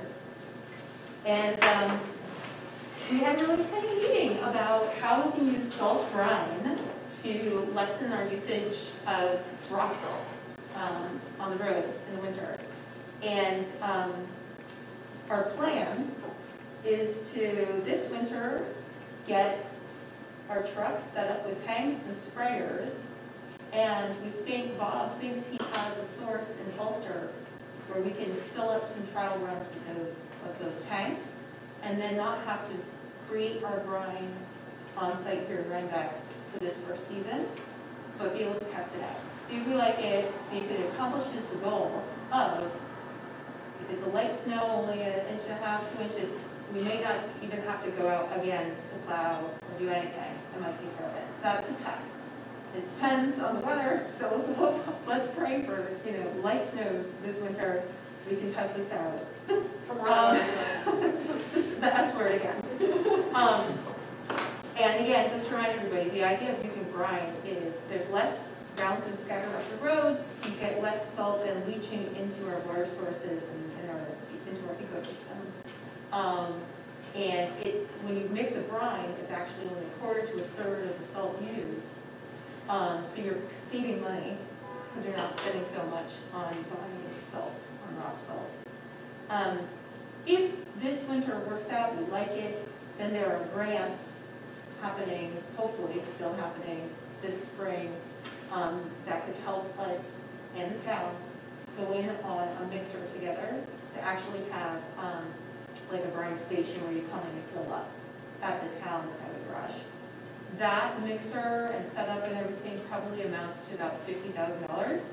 So halfsies $25K for a village and town. So this year, to retrofit the trucks, are we going to spend like this $55,000 to $95,000? No. Or is that the thing you're talking about? That is for the mixer The and mixer, the whole, like the whole shebang. If you wanted to get real deluxe, could be $80,000, $90,000, but at a minimum it would be about $50,000. But for just this winter, for a pilot run, we're just going to retrofit the trucks with some tanks and go fill up brine and Ulster. That's the plan. So for instance, Brent, we already have a plastic tank. I don't know what capacity it is. It's maybe, I'm going to say 500 gallons. Yeah. Okay, that we use for water and so that fits on the back of a pickup truck. We could take that tank on the pickup truck over to Ulster County, fill it up, and on the back of the truck, basically what Bob's trying to do and what we would do as well is just take PVC with a solenoid that can turn the flow on and off, and it'll be you adjust the flow to 40 gallons per mile, was it? I forget. Yeah. So in other words, it was calculated that we could do all of our roads with 1,000 gallons. Like one big tank full. Right. So. And that's both like 2 lanes. That's two. Or 20. It comes out to like 22 lane miles. 22 lane miles with 2 500-gallon fills. We could do all of our roads in the village and try this out using hopefully this existing water tank that we have and adapting some PVC with a 12-volt solenoid to open it up and gravity and adjust it for this 40 gallons per lane mile. And we have nothing to, hopefully very little to invest into doing this trial run. Now, as Vanessa said, we need the right storm. And, to be able to do this, right? Because if you have a major snow, if you have a lot of rain before snow, this doesn't work. If you have, a forecast for a super storm, It's still it's not going to work, right? I mean, you would use this, or if you have a storm that it's just a continuous thing where it's just snowing all day long and we're cleaning, you do it once, but every time after that, you really have to go back to salt. Right, so this is the first application that you put down, right, to minimize our road salt on our village roads. And if it works, what's nice, you can save on labor costs. You can put this down during the daytime when the crews are here. We don't have to call the crew in to salt the roads prior to the storm. They put it down during the day while they're working because it's good for up to 48 hours prior to the storm. Yes. Yeah, so we're saving on labor costs to be able to do that. If it's the storm that we like and a storm that it works, we're not even calling them in to plow because the roads will be potentially clear. So not only is it reducing salt, we're looking at this as a labor reduction, for the highway department. So two things. The highway department does have a truck that can be dedicated, a non-plowed truck. Yep. No, I'm just saying, I guess to say that. And the other one is, people may be familiar with the technique because the state does it. And if sometime this winter, you'll notice when you're on Route 9 or going over the bridge, there'll be, before a storm, there'll be a series of lines, looks like somebody sprayed water on the road. That's the state actually using the brine prior to a snow. So this technique has been around for a while and is considered quite effective. They use it your Saugerties too, or if it's not Saugerties, it's others. Yeah, because they had this set up in Ulster. So Bob Bryant was talking to the folks in Ulster about it. So you get a lot of trips to the hockey rink in Saugerties. So it's kind of an exciting thing if we can pilot this, right? yeah. Environment. Great. So we're excited to proceed with that.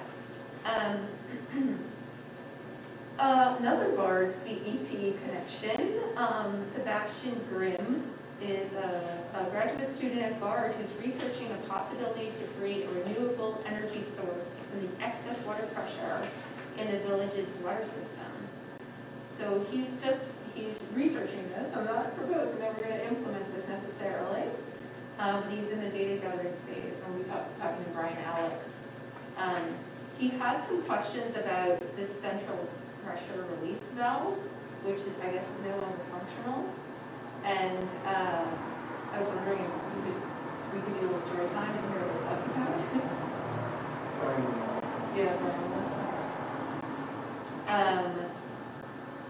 I also had a really good meeting with RIT's, that's Rochester Institute of Technology. They have a department there called the Pollution Prevention Institute, and they do free consulting with municipalities to create a plan for composting pilot. So we're in talks with them to see if they would want to work with us. And yeah, just as usual, I want to remind folks that you can find out more about what we're up to in the Climate Smart Rhinebeck.org website, and now the Facebook page, and Instagram as well. That's it. Do you have any other questions? Thank you. Okay. Tree Committee. Tree commissioners would like to vie for the hardest working commission in Rhinebeck, because they work really hard. The tree commission is getting ready for the fall planting day, which will be Saturday, November 7th. The commission will be planting 14 trees on that day. We've changed the procedures a little bit. Basically, we will have several pods of people who are working basically by invitation only, who will be basically COVID compatible and practicing COVID safe protections. The tree commission also asks that the planning board consult with them a little bit about some of the new construction, especially in front of the hotel. in terms of both. For the hotel that isn't. The hotel it isn't yet. Okay. For the two purposes, one of talking about what kind of trees would actually really be appropriate out there. Yeah. And two, to create what's called structural soil underneath. So basically, if they dig up the sidewalk, you can create soil conditions such that the roots can go under the soil, under the sidewalk without heaving the sidewalk. Oh, very cool. Yes. So that's So it's a nice thing. And if there's going to be this kind of work, and there's some work potentially about the sidewalk and such, we can have that sort of sidewalk infrastructure installed. We can have some nice trees. We can keep the sidewalk level. Yeah, that sounds like a great idea. That was requested. Happy to help. Thank you. That's it. Okay, moving on, other business. Before I get into the other business, what I'd like to discuss is there's been a lot of discussion within the village about our court consolidation. And we've talked among the village board, and we would like to hold 2 public forums to take questions about the current court consolidation. And we would like to schedule these forums for October 21st and November 5th at 6 o'clock, right? And it's not a meeting, it's a public forum. We're not doing it, there's not an agenda put out, it's court consolidation. It's meant for the community to participate. It will be using Microsoft Teams, which is what we're very familiar with. The village clerk, Martina Clinton, can administrate that very easily for us and not have to be worried about other duties. And she would be able to control the discussion as well as acknowledging people when they raise their hand to be able to participate. So we'd like to schedule 2 public forums, one on October 21st, the second one on November 5th, starting at 6 o'clock. Okay? But if it's a forum, it's a meeting. I mean, if there's more than. Well, maybe I'm using the wrong word. Right? It's a meeting. It's a meeting. I guess it's a meeting. It's a but public forum, but. yeah, all the board will be there, I'm assuming, for most of the board. It is a meeting. So, It's technically a meeting. It is a meeting. Are we going to meet here, or are we at home on our Teams? since we're using Teams, you can be at home. You can be anywhere you want to be. Where are you all going to be? I'm going to be here. I'll be here as Are you well. going to be here? Yes. Okay. I can talk about that. I'll be here as well. Okay, so Yes. it's But I wasn't planning, I was planning on doing it from my office. Oh, okay. Oh, Right. right, because if we're all in the, then we get echoes from each other's Yes. communities, right? Yeah, Right. feedback. Both of us Yeah. are all on our phones or something, but yeah. So Martina was going to be in her office, I was going to be in my office. Oh. Wherever you want to be, you can be. You can be here, you can be at home, you could be, Now, do people have to request to sign up to be able to see No, how we will- they access the meeting? we will publish the link. We'll use our Facebook, our email distribution, and our website, and we will publish a link, and you click on the link just like you do anything else. And Martina will then manage the waiting room and admit people in when the meetings. It's a very good idea. Okay? Should we just do a little test amongst ourselves to make sure that we're comfortable? I mean, we've been using it frequently. But you I have. can do it. Yeah. Thank you, Martina. I will get it and look for you. But yes, you can, if you want to try it. Okay. We use it at the county level, for all of our meetings, with the county level. I've been using it for all of my meetings, Yeah. right? When I work at home, we use it. Yes, so it's just another tool. Okay? But it allows us to administrate. All right, so moving on. 2020 Community Block Grant. I sent this out to everybody. Everybody knows that the county is now looking for block grants associated with community development. Now, this is targeted towards the low-income section for the village of Rhinebeck. And that low-income section is the same as it was last year, where we went forward and did a request for the West Chestnut Street sidewalk. So that area encompassing West Chestnut, Oak Street, that quadrant down to, West Market Street, that corner, that's the only section where this is applicable for in the village of Rhinebeck, right? and it's meant for brick and mortar type projects. It's not meant for planning projects, it's not meant for anything else other than the construction of brick and mortar, right? One of the things we have to do is, just like last year, we need to hold a public hearing. Right. And that's to request the community come with ideas or give feedback on our So, ideas? the way that works is, it's a way to get ideas from the community. Exactly right.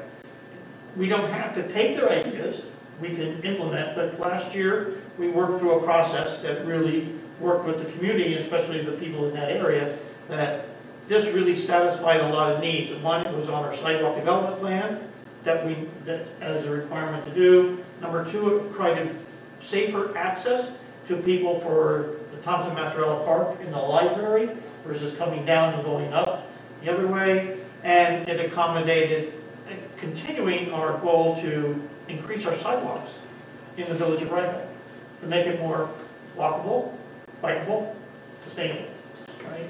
So it really hit on all of the issues that the community development block grant liked, but that doesn't mean we have to do that one again this year. When I spoke to the county and I participated in their meeting on this, I asked the county, can we resubmit? They said yes. In fact, they prefer you resubmit because that shows that the community, but they want to know that you still held a community public hearing and that the community was still embraced in moving forward with that project, or if there's another project. And there's a short deadline, they don't have it in front of me. We have to have the... By November 11th? November, yes, sometime early November. We need to have the public hearing because we have to submit a letter of intent to the county. It doesn't have to be a final plan, but immediately after that, we have to submit a letter of intent, and then by early December, we have to have the full design into the county for review for next year. So it's a very short timeline to do this. So if the board wants to move ahead, we need to set a date for a public hearing. When is our monthly meeting? Our next monthly meeting is the second Tuesday of every month. Yeah. So Sometimes it's early. Is that before the deadline? it would be November 10th. Right? The second Tuesday of the month is November 10th. I believe that is right before the deadline. I mean, it's tight, but we I mean, can we have a public hearing as part of our monthly meeting? Yes, we can. yeah. Absolutely. If we don't think that's too tight, that makes sense to me. But Yeah. if we think that's too tight, then it's a separate problem. I don't think we have a choice but to do it as quick as possible, if we want to do it.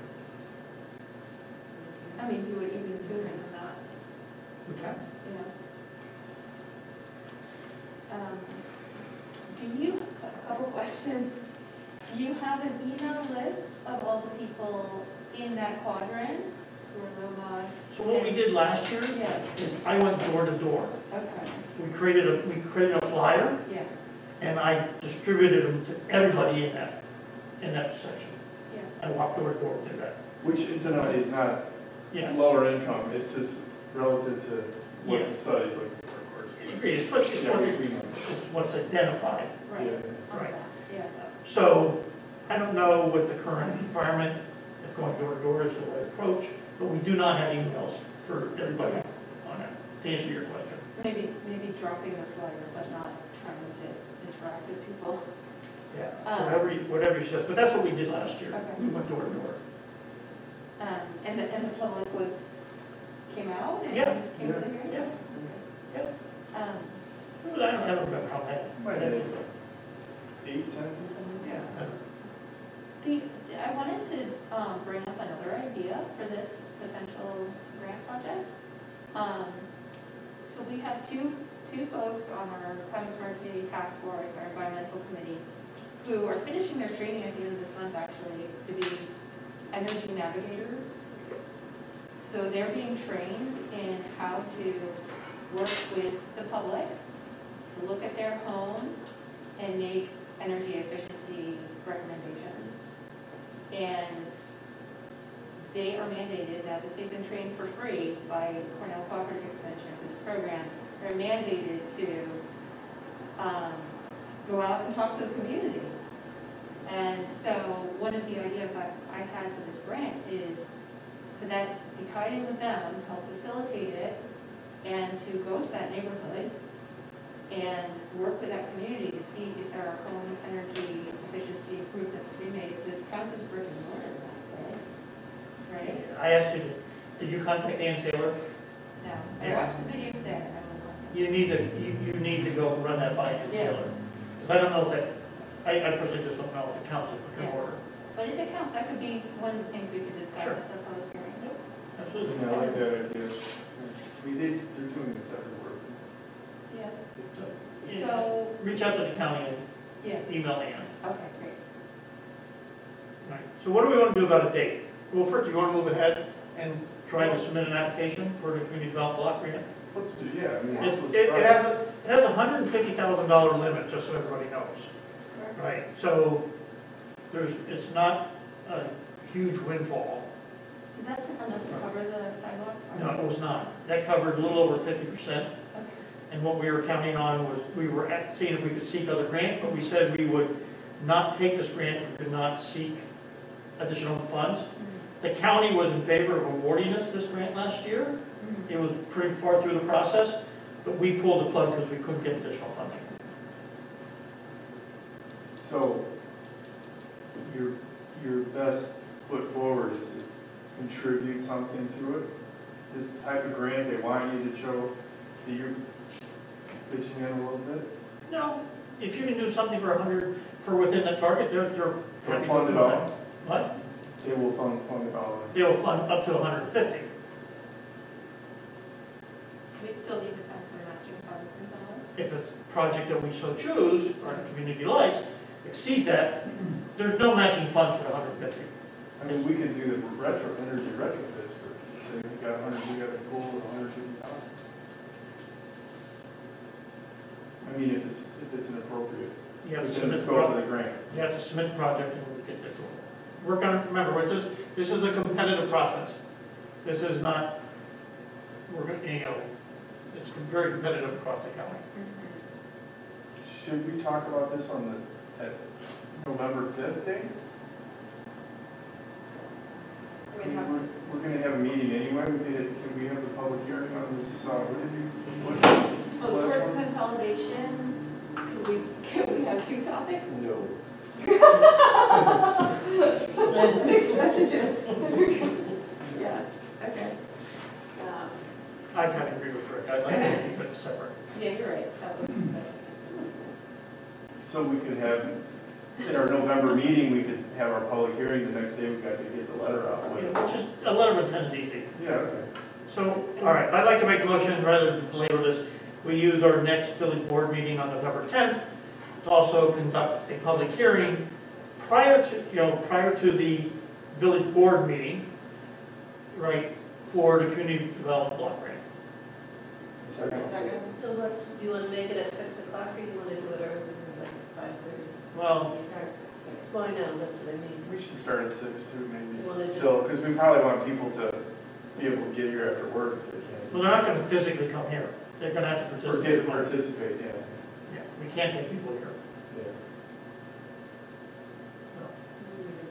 I checked most, I mean, the times vary. Other places are doing it in the afternoon, some are doing it in the morning, some are doing it, right at 5 o'clock, some are doing, nobody's doing it late. That's from what I checked so far. They're getting better participation earlier than later.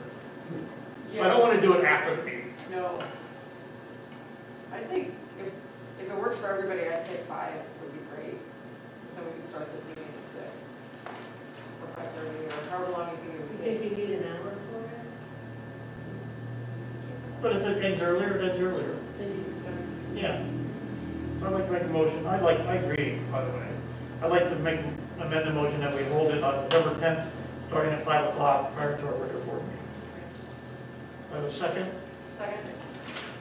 Any other discussion? Anticipate using Microsoft Teams again? Yeah. Because it'll be a separate meeting. Right.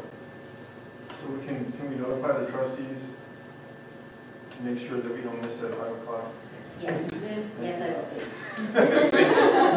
Don't you worry.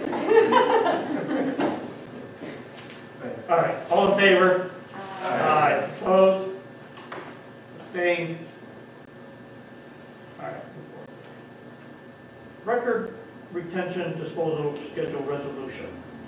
Martina, can you help me on that one? Yes, the New York State Archives has developed a new retention and disposition schedule for records, and they require that a resolution be adopted if we intend to use it, which we do intend to use their schedule for record retention and disposal.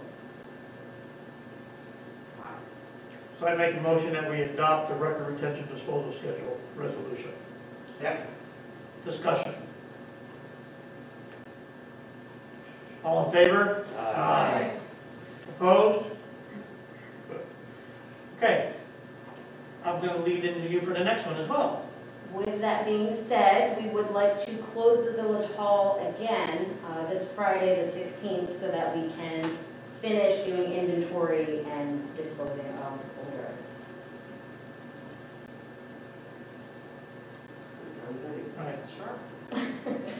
I'd like to make a motion that we accept the closing of Village Hall for this coming Friday, October 16th, to accomplish the task of inventory and records filing. Second. All in favor? Aye. Opposed? Very good. All right, holiday tree lighting. Moving on. Everybody, I'm going to take you back a year. Okay? Pre-COVID. Right? If we can go back December of last year, we always hold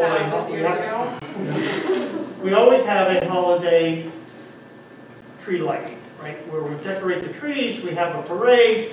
In the Rhinebeck Savings Bank, there's festivities going on, and the tree gets lit, and Santa comes, and we have the menorah there. We have everything. It's just a community event. All right. Last year, we divided it up into three parts. One part was the village fire department took the responsibility of doing the parade. Okay. The second part was the festivities within the Rhinebeck Savings Bank parking lot was done by the Rhinebeck Rotary. And the third part was the physical lighting and getting the trees lit up, which we do seasonally, which was done by the chamber. All right? So they were the three parts that we divided up. Rather than the chamber doing it all, we divide and conquer. Great plan, it all worked out really well, right? And everything came off, except for right the day of the holiday parade, it snowed. And at the 9th hour, we canceled the holiday parade and everything associated with that. So it's all weather dependent. This year, we're proposing some additional changes going forward, right? As we all know, we've been in a pandemic. One of the big things is events. I do not anticipate that when we do this event, which is late November, early December, we are going to be in any different format than what we currently are with the pandemic. So we've discussed this at our village staff meetings with the fire department and everybody, and the recommendation by everybody involved that has to implement this is we cancel the parade, cancel the holiday parade. Okay? Any objection to canceling the parade for this year? It would be done by the fire department. Fire department will also say they don't want to do it. It's the first. Yeah. All right. All right. So the second part is the festivities at the Rhinebeck Savings Bank. Right? We've taken the liberty of using the Rhinebeck Savings Bank a lot over the years. Right? That's a great inconvenience to them as well. They would prefer that we try to find a better way to accommodate what we want to accommodate with festivities, but along with the same idea that we're in a pandemic and COVID will still be here. That is a gathering of people, with stands and displays and all sorts of stuff. There's a recommendation by talking to the Rotary that we cancel the event at the Rhinebeck Savings Bank for any festivities and tree lighting. Okay? But the exception is they would still like to do a tree lighting. we've used the Rhinebeck Savings Bank tree forever, and we contacted the Rhinebeck Savings Bank, and they said, that tree's looking pretty shabby. And they would say that if we could find a better tree, they would be happy for us to use a different tree for the holiday tree lighting, right? So the proposal on the table, the proposal I want to give you guys, you all, is that we purchase a tree or get donated a tree, and Dave Tree Service, who cuts down trees all over the county, said if he comes across a tree that's suitable, he would donate it, all right? And the fire department has agreed to decorate this tree, and we would put it in a stand. It would be there for the season, and then at the end it goes to the highway garage, it gets ground up as mulch, and gets turned back into organic material and put back to us. The location, which we've been talking about, is to use our green space in and around the Doughboy for this event this year. And we would erect a tree on one side, and we'd have a menorah on the other side. We spoke to Rabbi Heck. He's in agreement with moving the menorah from the center of the village to up here as well, and the fire department would decorate the tree. So my first question is, given all the other things, is you, the board, willing to, if we can't get a tree donated, work with finding a tree and actually purchasing that tree for the fire department? Tree, go for it. We're going to go out and get estimates, but we're talking, 12, 14, 15 foot, whatever. Okay. So is there I'd like to make a motion that the village of Rhinebeck, if we can't get a tree donated, purchase a tree for the holiday season. No holiday cheer. Okay, so meeting, is that a second? Okay. Any discussion? Can you just check with the Legion about the location, make sure they're comfortable with that? Yeah, they're fine with it. Yeah, everybody's cool with that spot right I now. think it's a lovely spot. It's not really a Legion. That's not the Legion Park anyway, but No, I know, I just meant as, there's yeah, there's no sensitivity budget and things that go Right. over. So, all right, so we'll move forward with that. So now let's talk about the actual, what everybody still wants to have is having the trees lit on East Market Street, West Market Street. There's in the range of 90 trees that get lit up every year here. All right, and the list is growing, to be honest with you. Our trees are somewhat still being healthy, and it's expanded out onto Montgomery, north and south as well. And Dave Tree Service has again volunteered their services to remove the old lights that are in the trees and put up the new lights, right? The difference would be the trees will not be fully illuminated up to the top within the full, what do you call it? Canopy, right? The request is that we only go 15 feet from up the tree trunk out into the first branches. We went out and met with the chamber and with Dave, and we kind of modeled that, and we would have a consistent look throughout the whole village. They'd all be lit up into that 15-foot mark, so it's consistent all the way down the street. Okay? And Dave Tree Service, and thank you to them for volunteering their services to be able to do that. Okay? Now comes the crux. The crux is the lights. The chamber has not been able to raise any money, and they budget $4,000 a year for lights to do this. And I haven't checked on this, we done a back of the envelope calculation and assumed that we need 500 strands of lights to make this happen, and making use of what we can save from taking what's out of the tree. So what I propose to the chamber is that we divide and conquer this as well. Number one, we're going to go to our local hardware stores and get prices and see if we can get a reduction. And last year they were very good on donating the lights, so there was not a cost for the lights last year, but we don't know that answer yet. So the question now to the board is, if we were able to make this a community event get stores to participate in this, and the village also help with it to some whatever level you want, right?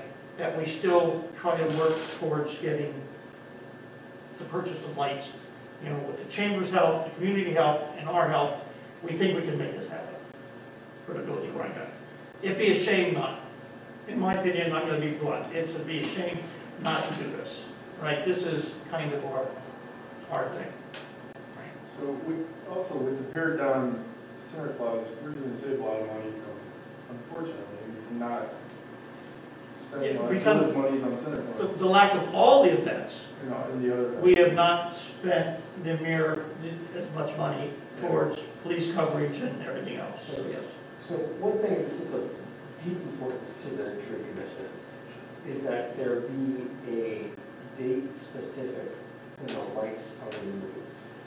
Because the situation with the tree lights, they're beautiful to behold. They do stress the trees a bit in the winter. But more importantly, when the tree starts growing again, those lights can girdle the tree. So it's been an issue over the years. I'm all in favor of putting the lights up, but I think we also have to specify a date by which they will be down. So that's interesting, because when I spoke to Meg, she said if we do the trunk in that first part, she said you're good for 2 years. Okay, well, clear, so I'd still like to have a date, because this will become a problem over the years that everybody wants to put the lights up and we don't take them down. And we are starting to have girdling problems. Yep. And that's why I specified 15 feet. So we're out of the canopies and they're easier to remove. okay, it is doing it every 2 years. Okay. So, I mean, as long as we stay on schedule, it's important. Someone's going to have to go and, you know, unwind, rewind. they don't, yeah, I mean, I agree with you, Rick. Because We gotta put them on. we love the lights, but you don't want to lose the trees either. Yeah. They don't wrap them really snugly, do they? The tree grows. Yeah, if you're leaving it too long, doesn't matter. And that's what's happening. We have lights in these trees that have been there for years. You know, they're cut, the squirrels chew them apart, they dangle down. Yeah. We had a dog last year who grabbed a hold of one of the wires and the owner thought it was live. And so that was a scary situation for them, right? It looks unsightly when they're dropping out of the tree and they're just hanging there. So I would like to have, and I haven't set an amount, I would like to ask the board if they would like to contribute towards, if needed, the purchase of the lights. So, you said the Chamber of Commerce typically budgets $4,000? If they have no money. Right, but that is, they don't replace all of the lights, it's just $4,000 for the strands that need to be. Well, so this year we've got to take them all down because they're up into the canopies Yeah. and not so much on the trunks. So they're all coming down and being removed first, and then the trunks will be wrapped. If there's usable lights, they're going to use what's usable, but we still estimated that we need 500 strands to be able to do that. If we have what's left, we take them back. Right? So, is there a recommendation, or do you want me to make a recommendation? For price or for a motion? For how much we would contribute? Now, let me do it. I'd like to make a motion that we contribute up to, not to exceed, $1,000 if needed for the purchase of lights. I would say too. Yeah, match the community. If we can match someone with 50%, let's get it done. I'm open. Is 2,000, I mean, like, is $2,000 something that we can do with the savings of all the other events that have been canceled and all the rest of it? We'll have to make some cuts. I'll have to look at that. We'll have to make some cuts. I'll have to look at that. Right now, I can't Can we say. set it up as a match up to $2,000? Otherwise, you know, anything that the chamber gets will match $2,000, so we'll do that. Naturally. All right. The motion has been amended to $2,000. Right? Second. Second. Any discussion? All in favor? Aye. Opposed? Abstained? We're going to have a list. I have a meeting with them tomorrow morning. They'll be happy to hear. Okay. Special requests. Can we just, real quick, can you just do your Halloween thought? Oh, while Sure. we're talking about holidays? Good point. We are getting a lot of requests from the community on what is the plan for our Halloween. And the short answer is, we are not making any special plans to regulate what the village does for trick-or-treating in their normal capacity from any other year. We are also, the only thing we are recommending is that they follow New York State guidelines, whatever they are at that time, and practice whatever the New York State guidelines are. But we as a village are not going to, my recommendation is, we should not get into regulating who passes out candy, how they pass out candy, how many face mask decorated kids are in a pod, you know, and if they're a social pod or not a social pod or whatever. We gotta trust the community, and I hope the community does what's right. So if everybody has any objections or other thoughts, it's follow New York State guidelines. Yep. Okay? Thank you. Thank you. All right, special requests. Music at Foster's. We have a, Martina, do you have that up? Do you? I do. I'm done talking. Sorry. It's just loading, 1 second. So Foster's would like to have music on October 17th, October 31st, and November 25th from 6 to 8 p.m. Is that inside the plastic enclosure? Yes. And it will be a solo artist performing with one speaker and a microphone, and yes, Are these dates the same as the ones that the Beekman requested? I will double check, but I don't believe so. That's reassuring. We have asked everybody not to compete, Competing music? competing at music events. And if any of them are the same date, they're not the same time. Okay. I have a motion to accept music at Foster's. Second. Any other discussion? All in favor? Aye. Aye. Opposed? Turkey trot. November 26th, Thanksgiving Day. We discussed this at our last month meeting, and we tabled it until we got a plan from the organizer that met code requirements. I hope you've all had a chance to read it. We reviewed it with our police department. I reviewed it with the county, and this plan does go a longer way in terms of meeting the COVID requirements for holding a road race on November 26th for the turkey trot. Right. The only exception to that is it doesn't require us as the village police to close Mount Rushmont Road for a lot longer period of time. So that's a disruption to traffic, except for local traffic on Mount Rushmont Road. So it will be closed for, I don't know how long, because we don't have a time table when it ends, but there are going to be staggered groups of less than 20 that will start out the run, and hopefully people will practice safe guidelines. We are not there to police them. We are not there to police whether they're wearing masks. They said they would provide people to do that, you know, to maintain that policy. Right. So the only thing that I saw that was in there was the tent, right, which still is a congregation point, but if you think about it, it could be weather. A tent may be useful for a weather event, right? And hopefully there's not a way for congregating. You want everybody to sign up early, show up at our time slot, start to run, finish, and leave. There's no award ceremony. County's okay. Our police department is okay. I'd like to make a motion that we approve the turkey trot for November 26th. Second. We have in our conversation. I don't know how this works. When events request additional police presence, do they then pay for the police presence? No, they don't. This is something we do. Okay. And it's for the safety. Yeah, no, I get it. Yep. This is what we do. Yep. Right? Okay.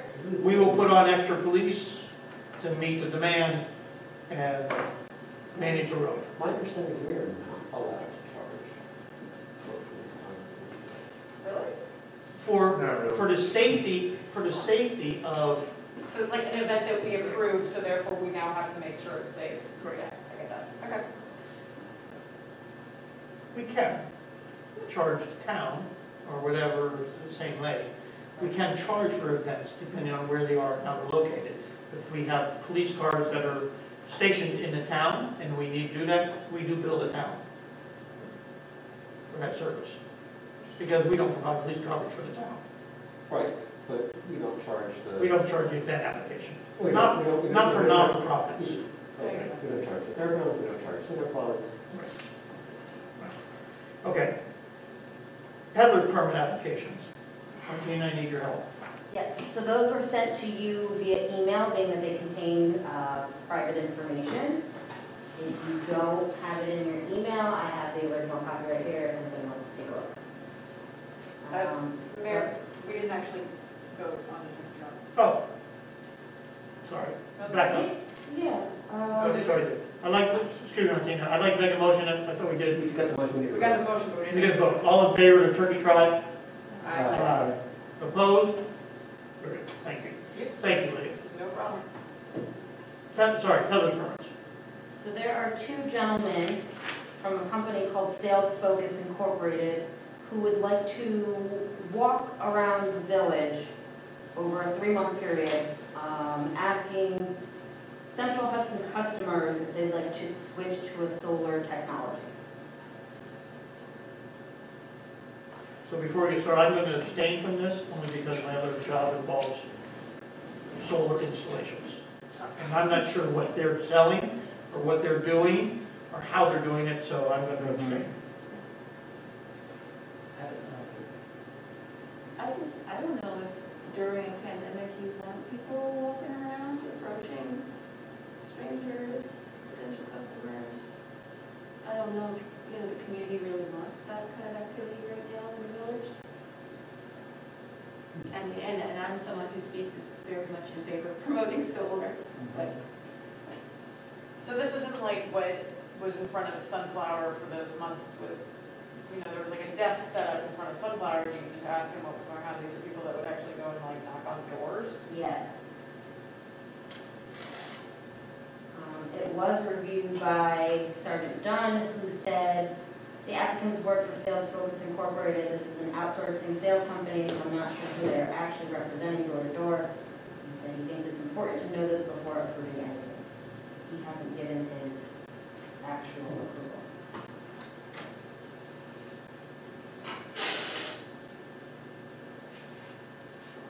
I think I'm disinclined to allow people to walk around. Especially when we're not really sure who they work for. Yeah. I don't know if we really approved it.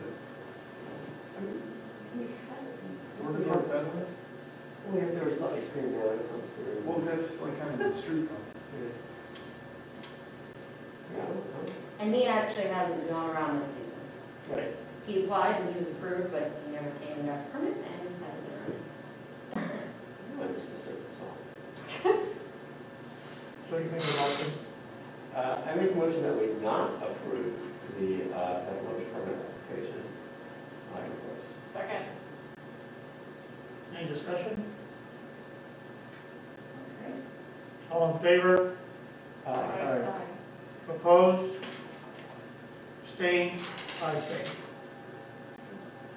Very good. Minutes approval for our last meeting on September 21st, 2020. I'd like to make a motion to approve the minutes for September 21st, 2020, the village board meeting. So I have a second. Second. I did make those updates for you. Any other discussions? All in favor? Aye. Opposed? We're good. All right. I abstain. Yes. Sorry, I'm sorry, I forgot about that. That's right. You weren't here. I was there. You weren't here. I wasn't here. I'm here. You're here now. That's all right. Personnel. Again, I always like to, recognize people who work for the village of Rhinebeck. We have a highway contractor, Dante Knox, who's been with us 1 year, who's really worked out very well in filling in a great need that we have in the highway department. So, Dante, it's a pleasure having you working with us on the village highway department. He's been here a year already. Yeah. Now, water plant operator, Alan Bateman. He's been here 2 years already, right? Amazing man. So thank you, Alan, for your service to the water department and your 2 years of service. And, do you believe it or not, Officer Jonathan Wilson has been here already a year. It seems like we just hired him, all right? But Jonathan, thank you. We're happy you're here. We're happy you're on the village police department. So, again. Okay. I'd like to make a motion to go into executive session to discuss current personnel issues. Second. Okay. All in favor? Aye. Opposed? Abstained?